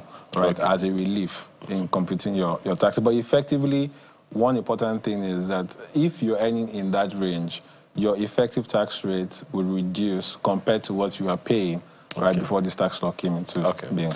Another quick one. Can employees approach the tax ombudsman around payee? So to a large extent, the employer, right, is responsible to account for the income tax for its employees through the payee system, right? So what that means is that the tax authorities would go directly to the employer for the taxes that are accountable for the employees. So if there are any situation where the employees feel aggrieved as to the taxes that they are paying, the first point of call is the employer. Right now, to the extent that the employer cannot push those arguments through with the tax authorities when they come for audit, right, then the employer can then go to the tax ombuds for support. Well, this conversation, I said that what I said, the first thing that I said before we started this program is you will have to yourself go read up on these things, because the benefits that you have that you are not aware of is money missing. It's like you have a lot of money in the bank account and you're still with a pan beside the road, you know, begging for money. Gentlemen, I have to thank you very much this morning for being on this program and for putting us through all of this, because it's all fun. For as long as, you know, people know what's happening. Thank you so much for your time this morning. Thank you. Dr. Olugbenga is a chartered accountant and public affairs analyst, as well as Mr. Babatunde Olani, who is an associate director with PwC Nigeria. We appreciate your time today. Thank you very much for having me. Thank you. You can be a part of the next conversation as well. As I had been saying, we are having conversations with, as to that meme, 60-year-old man. That's coming up after this conversation. Just say I don't know how much carrying body our guest has done. We're closing out with the artist of the week as usual. And I'm very, very sure there's been a lot of carrying of body with our guests. Particularly, I think it was Thursday. He's going to tell us all about it.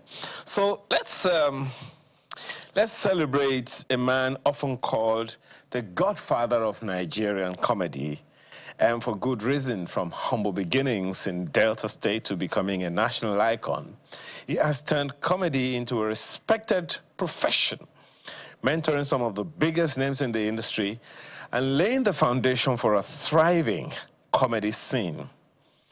More than a comedian, he is a businessman, a mentor, a philanthropist, and a cultural influencer, with countless accolades to his name, including ringing the Nigerian Stock Exchange bell and receiving the Paul Harris Fellowship. He's proven that laughter is truly serious business. Ladies and gentlemen, please join me in welcoming the one and only Alibaba to the show. Good morning, Alibaba. Good morning. Good morning. How are you? I was so hoping, I had a surprise package for you here. I was so hoping you would be here, but unfortunately, you can't dance to any live band from where you are right now. So, again, let's begin by saying a good congratulations to you as you turn 60. How does that feel, really? 60-year-old man. I actually feel 30. I feel like that I'm still just starting. I don't see any, because, you know, when you're in the creative space, your abilities are judged by your creativity. It is not judged by how long you've been in the game. And I go by the story of Carlos Santana, a man of Fatai Rolling Dollars, a man who had been, okay, in the case of Fatai Rolling Dollars, he was out of the scene for many years, came back and was winning awards. Carlos Santana was out of the scene for a while, came back and won 7 Grammys. When he worked hard. So you see, for me, it is not about the age when you're in this industry. It's about the value propositions and the creativity that you churn out that determines whether you should be celebrated or not. So it's not the age, really. It is not the age. So I was just trying to say, it's not the, I'm very happy to be as young as I am now and still adding value. There's still a lot to be done. Okay. And I'm sure I'll try and do as much as I can before my time runs out. Okay. I would love very much, Ali, to make this what you would call a truly personality interview. Take us through the years, how it started for you, how comedy began, and for you, your forebears in the industry, and what you did differently, and all of that. But let's start with the basics, where you came from. Okay. When did comedy become a thing that you thought was anything for you? Where did Alibaba come from? Okay, so I came from my mother's womb, first of all. That aside, I am. I did not realize how funny I was until I got into the university. So all through school, they knew that I had funny quips, I had witty stuff, because I started reading very early, and reading very early would open your minds to things that were either too high for people of your age group to contemplate or assimilate. And so from the age of 3, I started reading, and I could read as many things. So as far back at that time, I was reading West African Pilot. I was reading the KB Super, in spite of the fact that my dad would stop me. I was reading Drums. I was reading Sadness and Joy. I was reading... and my best part of the newspapers were the cartoons. And then I stumbled one day into, and this was, I think about 6 or 7, I stumbled into the Nigerian Reader's Digest. So we used to have a Nigerian Reader's Digest back in the days. And I think it was published by the Daily Times. And so the Nigerian Reader's Digest gave me laughter as a medicine. And then All in a Day's Work, and all those things. Every time I read them and I laughed and I told somebody, oh, see what I just read now. And they were like, and then the funny quips, and then you read the books of Mark Twain. You read the books of Shakespeare. You then begin to see the great power and punch that humor could help you achieve. And so I started developing those witty stuff all through my teenage years. But you see, none of it was activated for commercial reasons until when I got to the university. And when I got to the university, I was torn between becoming a lawyer or staying to become a comedian. My dad had said that I must change to law, that he wanted me to read law, and which was why I went to EPOMA. I would have taken every other, of course, I would have taken any other course. And so I changed and stayed with religious studies and philosophy. And most times, let me just say this. Every time I say religious studies and philosophy, somebody thinks that I was going to become a pastor. No.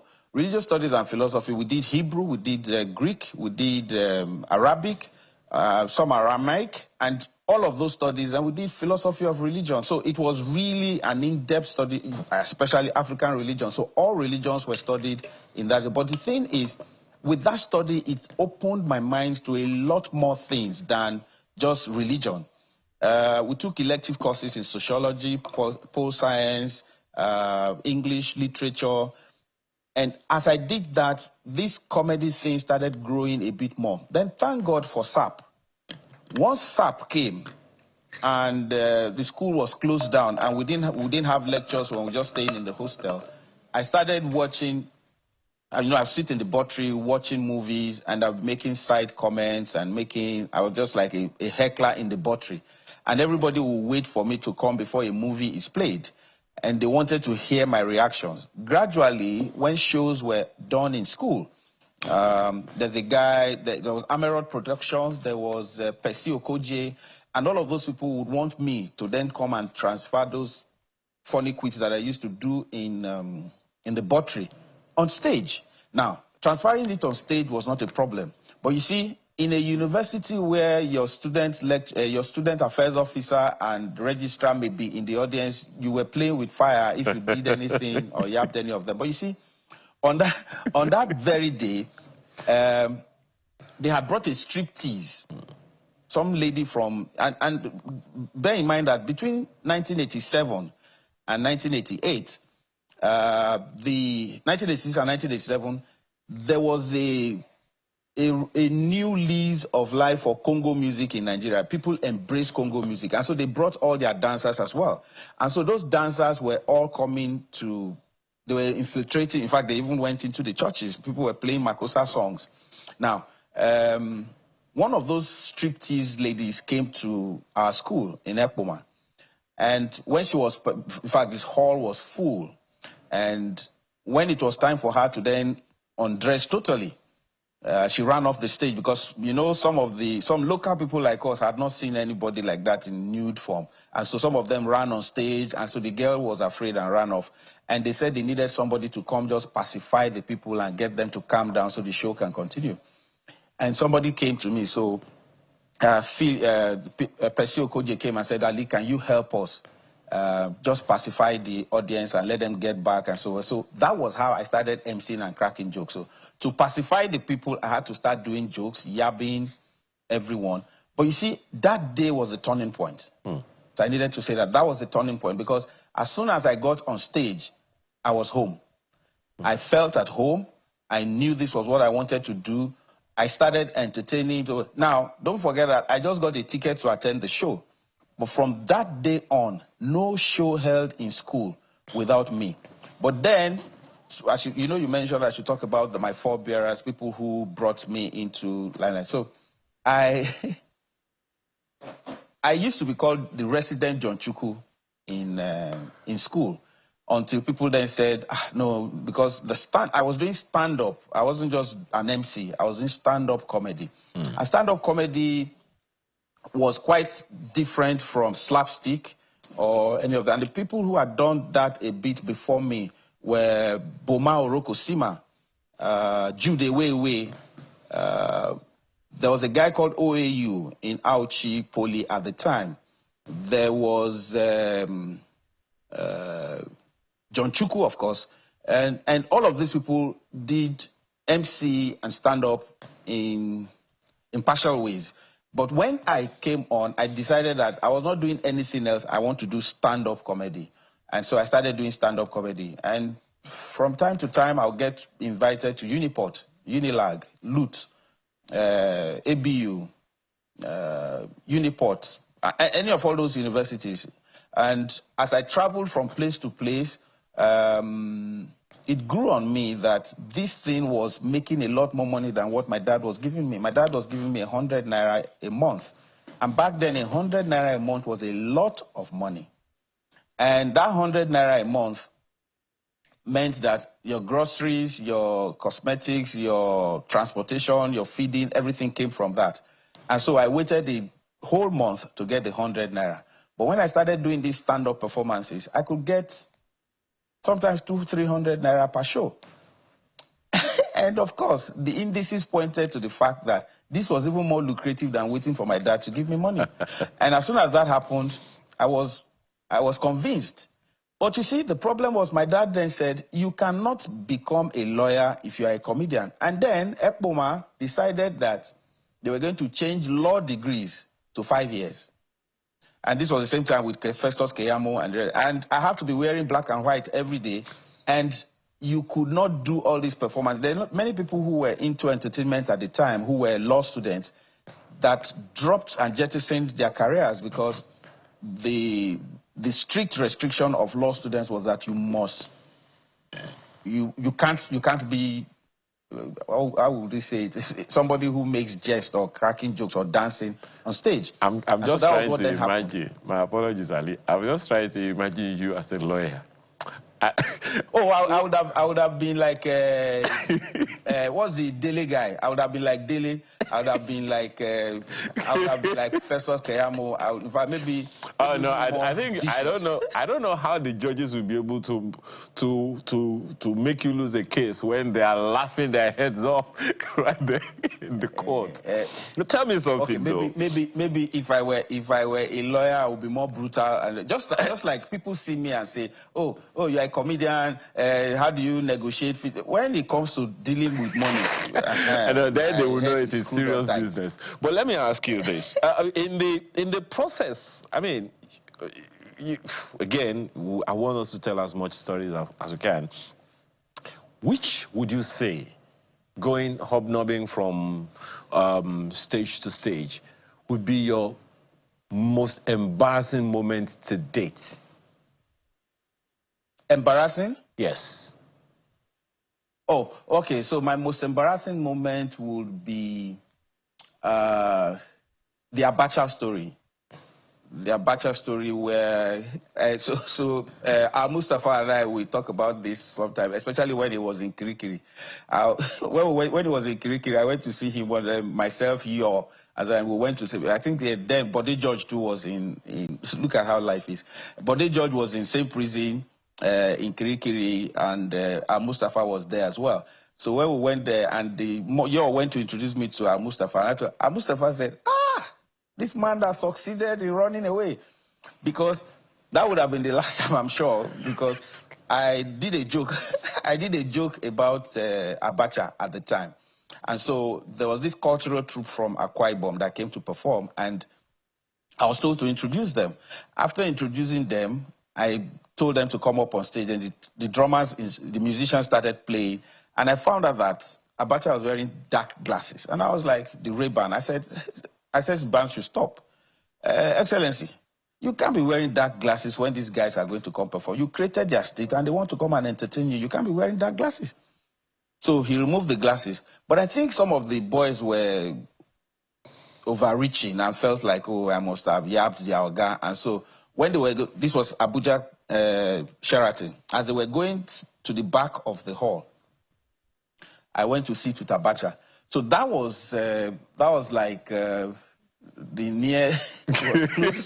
closest I've been to being castrated or something. But it was so every now and then Mustafa and I will talk, we just laugh about it. So that would be what I can count, but embarrassing, no. Okay. That would make me look back and say, oh, I wish that didn't happen or not. Awesome. Now, you have mentioned a number of names in your career. One of them that's been quite prominent, and you've celebrated him a few times, is Richard Mofe-Damijo. And a good number of people around you also celebrate him when you do celebrate him, even at the January 1st concert from time to time. There is a way you came to Lagos. Tell us the story, how you moved to Lagos, what role he played, and who else played that role along the line. Okay, so there's a Chris Hanem, the musician, had come to Ekpoma to perform. Michael Cree had come to Ekpoma to perform. Oris Wilike had come to Ekpoma to perform. Charlie Boy had come to Ekpoma to perform. But at this time, all of them were coming. There was a guy that was a constant amongst all of them, and his name was Eddie Lawani. Eddie Lawani was the administrative secretary at the time of PIMAN. And so he used to travel with some of them. And since his hometown is around that area, he came with them. And so he witnessed me at one of those performances. And he told me, oh, that he knows John Chukwu, he knows a lot of people, but that the kind of comedy I was doing was quite different. And he thinks that I should come to Lagos and push my skills. I said, okay, as soon as I finish. So I came to Lagos. Eddie introduced me to a lot of people. Then I remembered that Richard Mofe Damijo was one of our big bosses from Warri, and he was in Lagos. He had a magazine called Mr. Magazine at the time. And so I said, okay, let me go and see him. And he was an actor too. And so I went to National Theatre, found out where I could see him and reach him. And so National Theatre was a place where it was a hub for all creative talents at the time. So from National Theatre, I got to know where to find him. So I went to find him. When I then saw him, when I waited, like, I still remember what he was wearing. He was wearing this waistcoat over navy blue pants and a sky blue shirt. The waistcoat is like the Scottish thing that looks like shortbread. That kind of waistcoat. And that was what he was wearing. And he drove in his lemon green Mercedes-Benz 200. And so when he came in, I was waiting for him already. So I came out, I greeted him, he greeted other people, and then I said, Migwa. He turned and looked at me and said, Vrendo, and then walked inside. So when he had finished everything, he called me, I went in, he was eating beans and plantain, which is his favorite food. And so I joined him. We finished talking, they said, hey, so why are you here? So I told him, I said, I'm a comedian, and I funny die. So he said, you funny die. I said, oh yeah, now you do here now, show me now.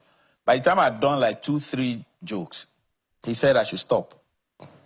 And that he would start introducing me to a lot of people. So from then on, he would take me in his hand. And when he's emceeing events, he would say, just do 5 minutes. And from then on, I grew. So it's hard to write the story of my success without mentioning Eddie Lawani. Some other people that you also think about is Patrick Doyle, who gave me the first live. You know, I was doing a lot of recorded programs in NTA. But Patrick Doyle was the first person that got a live show on TV. Okay, for instance, I was doing Charlie Boy show, and that was recorded as well. And we do skits. So what people do now, the skits that they do now, we used to do them on Charlie Boy show. The candid camera thing that they do now, we used to do them on Charlie Boy show. So, but Patrick Doyle's show gave me the opportunity to perform live on network. And so people will phone in, and when they call in, I'll twist jokes around it. Patrick will allow me to twist jokes around them. I remember one time when Babangida had cancelled June 12th election. And unfortunately for us, the Friday that followed was Friday Night Live. and the military, military sentries were always at NTA. And so Patrick Doyle started the live show. Bet you, all calls that came in were yabbing Babangida. They were useless man. How can he cancel the election? What kind of this? And so we started monitoring and screening shots.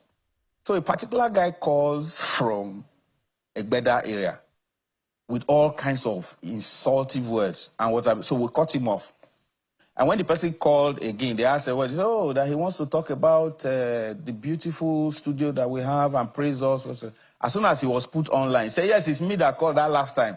And then went again. Just at that point, we took a musical break. The musical break we took was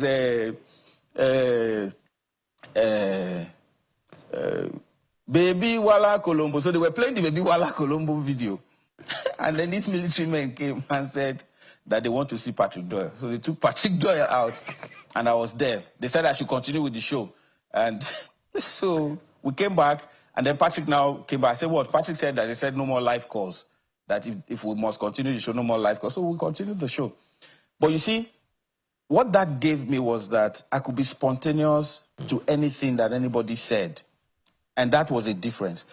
Then you had Bisi Olatilo. Bisi Olatilo allowed me on radio. I'd never been on radio before. So BC Olatunde allowed me on radio with Radio Nigeria 3, where you had a pidgin service. And after that, Mani Onumonu, Sonny Rabo, all of those radio people allowed me to get on stage, on the mic with them. And those things just grew me. Then for the National Theatre, everyone that was there helped to, because since I read religious studies and philosophy, I had to learn on the run. I had to pick up all the skills, stage movements and everything from the start, memorizing scripts, breathing, learning your script, internalizing it, character development, everything. I had to learn all of that at Abegi, thanks to Tuji Shotimiri, thanks to Abba to Dulate. All those people helped to groom me. And then the Chalk Mike.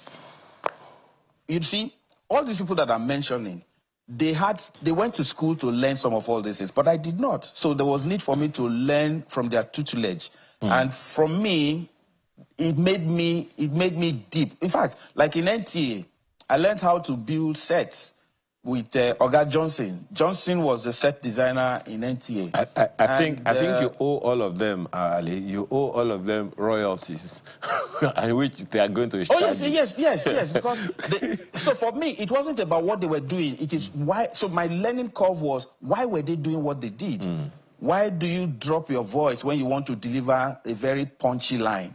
Why do you turn around when somebody says something and your lines have not come yet? Why do you do all the blockings that you... Okay. So I learned all of that from just watching people. I was on a... Lai Arasomi put me on a show called The Honorables, and we played with the Taiwa Jailai set and some great actors. And from then they'll tell me, oh, the way you act on stage is not the same way you act on TV. Yep. You don't project too much, just say the words like you say them normally. And all of that learning curve, I internalized it and became better for it. And it makes me remember somebody like Amaka Igwe, who said that, come to me with everything you know so I can teach you everything I know and you can be better than me. So I go to people... Yes. I go to people, learn from them, and become better. I used to be a cartoonist at Fame.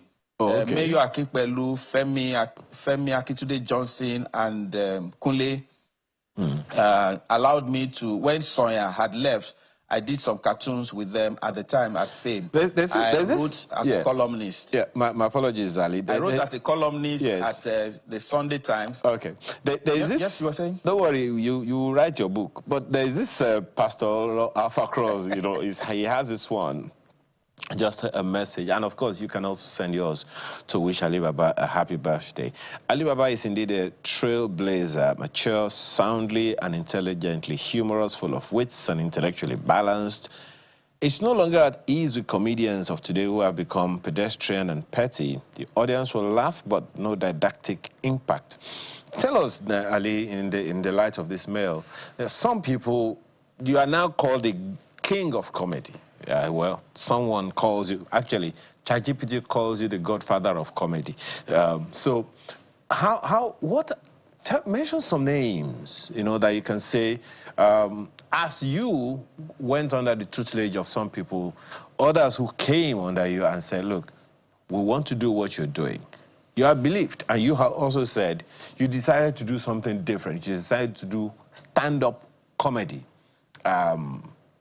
Tell us the story into it and the people that have come with you in that light and how they came the way you came to RMD, to Eddie Lawani and the rest of them. Okay, so you see, when I started doing stand-up comedy, the appreciation and acceptance of comedy was non-existent.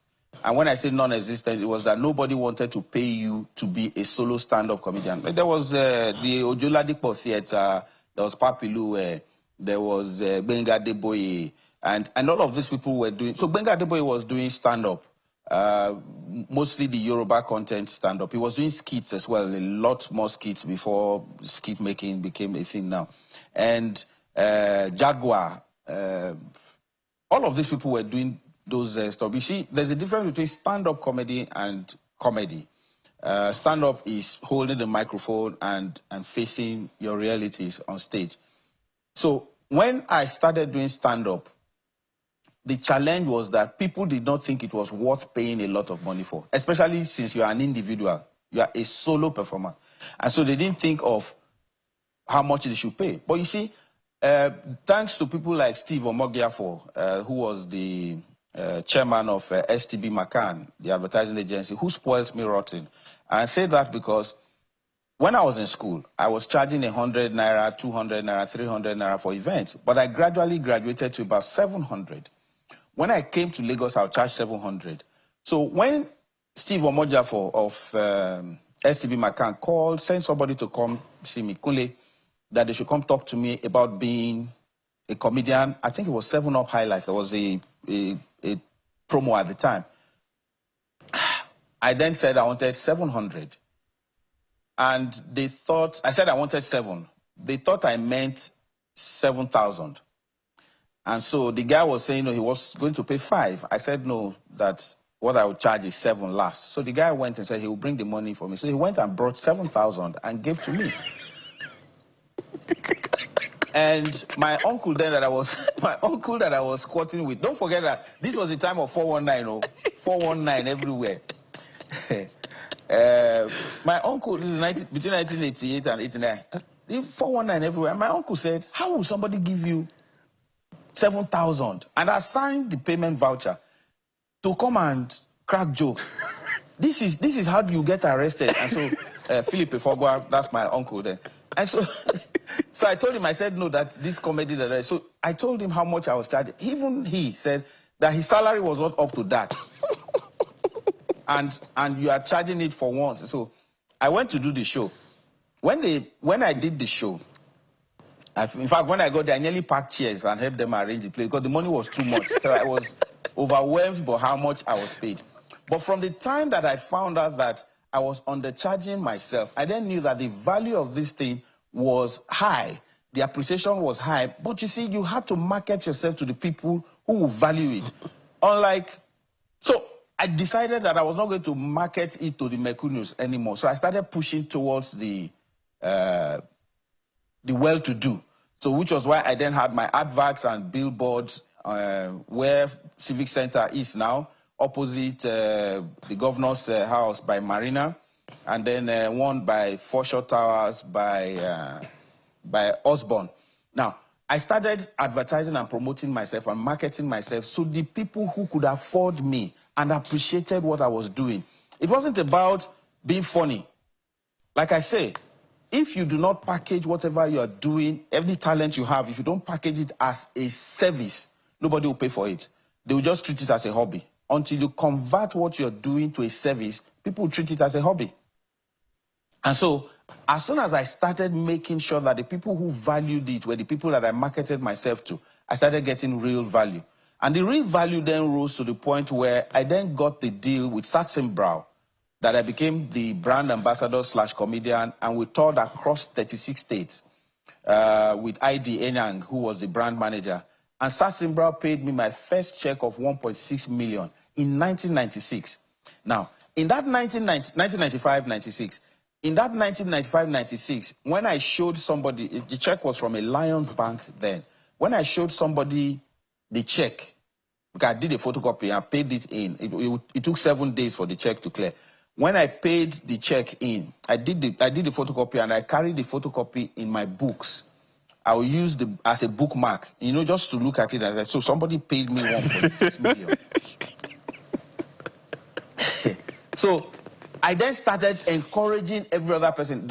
So I started talking to many of them. So my first convert was Mohammed Danjuma of blessed memory. So Mohammed Danjuma and a few others joined. Then TA. So TA, I convinced TA, because TA, I went to school and he saw me, I saw him, we clicked. And so TA started living with me from then on. We were making so much money and people did not know we were making that much. I started grooming a lot of them to tell them, this is how I did this, this is how I did that. When the pager came, the pager services, where you could get a pager, and disk engineering, I got pagers for all my colleagues at the time. There was a time a voicemail service also came. They were on Norman Williams. I also got voice services. Who are these colleagues of yours at the time, Ali? Okay, You just so mentioned one there's of a guy them. called now. There's a guy who has totally shifted now to movies. His name is who owns Teens Television, Charles Novia. Okay. There was yes, there was TA, AY, and all those other people came later. There was another guy called Begbegbe. There was so there were many, and so now all of these guys, then the Agoma Agwaritoma was also part of that clique, and all of them that came to me at the time, I just opened up this and let them know that from reading books, getting getting your ideas and developing them was very important because you needed it to create and weave stories around situations. And it then made you ready for spontaneity. So anytime any situation comes to you, you could make a joke out of it. And so in putting all of this, there was another guy, Senti Jack. I just remember Senti Jack now. Senti Jack, I think he's still doing music now. Senti Jack was also one of them. But the thing was, as people saw what we were doing, so they were learning from afar. When they have a chance to meet you, they come and meet you and ask, how do you do this? Okay. But I noticed that the biggest problem a lot of them had was accommodation. And since accommodation was the biggest issue, there was no time that I stayed in any house rented that was less than 5-bedroom flats. Okay, Ali, I have a couple of messages, well, 3 messages actually, but one of them is from Olusegun Dada, who says Alibaba is simply great, more grace to the elbows. There's this one that Victor Orwell says he met you first time at Fela's Shrine, Purple Street, back in the day, and you will tell us this. He said there was a small tap exchange between him and Fela. Okay, and he said threw me out. He wishes you. Tell us about it. What happened? Okay, so my birthday, the Mabiaku, had invited me to the shrine. So I went to the shrine because it was Yabis night. So I went there, and they would say, stay here, stay here, stay here, stay here. So I stayed there. And so Baba was talking, and I was laughing. So I was cracking the people around me up. And Baba was telling that, so Fela was telling people to shut up, that he's talking. So, and I was still telling the people some jokes, and they were laughing. So Baba knew that what I was saying was distracting.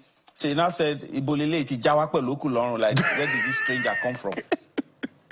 So he now said, I should come. Do you want to talk? Do you want to yab? Do you want me to yab you? So I now said, he should give me 5 yabis, and I'll give him 1. The imbalance of that yabis, that he will yab me 5 times and I'll yab him only once, was really strange to him. So there's an Oviewiski's son, who I think he was a drummer then, Oviewiski's son, who now said, yabam bako, yabam, if he yab you, yabam. He was sitting on the drums, so he said, yabam. So Baba did like 2, he had his followers. Yes. There was a cult following. So he did the first joke, the first yabis, did the second yabis, did the third one. So when he finished the 5th one, and I said, okay, I have just 1 yabis for him. And I said, that was he born on a public holiday? Because it's only people who were born on public holidays that the back of their head was not properly molded, so they have ogo, and so the head is like ogo. Baba said they should throw me. But the boys that were hailing me too. But as they were hailing me, they were throwing me out. They were like, wale, and threw me out. They said, don't come here again, no, the beach that you say so. Okay. But that was how that, and I didn't know that a lot of people, I was embarrassed that they threw me out of night shift. Only to find out that, I think it was Lagos weekend, this thing. Some Amadi guy, Ogbona Amadi, I think it's passed now. Ali, my time is out. I was thrown. Ali, my time is Well, this one, I was thrown out of night shift. Well, Victor Owo is wishing you a happy 60th. We also have this one from Adamu Ayuba, who says Alibaba Happy 60th. I remember you and Sammy Needle coming to Sheraton Barbecue Saturdays. Yes. Agatha Yes. Chukwueke Bafnaju was then our Director of Sales, says happy birthday to you and many happy returns.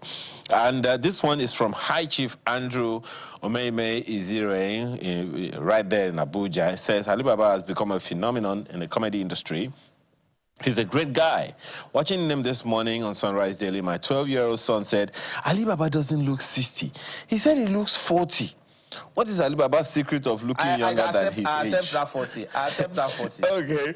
Well, thank you so much for your time this morning, Ali. And again, on behalf of everyone here at Channels Television, we wish you a happy birthday and many, many happy returns. My producer says, let's celebrate him. He's one of us. You're one of us, and we are proud of what you have become. Thank you so much. I'm sure that this is going to continue in December when we hold our DSS. Yes, our ritual. Our ritual. Yes. All right. Thank you so much, Ali, and have a wonderful celebration. Thank you very much. Thanks for viewing. Yeah. So with that, we have come to the end of the program this morning. Thank you again for the privilege of being a part of it. Thank you for all of the messages you sent in, and of course you can keep watching when posted on YouTube shortly. Have a wonderful rest of your weekend. I'm Ayo Makinde. Have a wonderful time.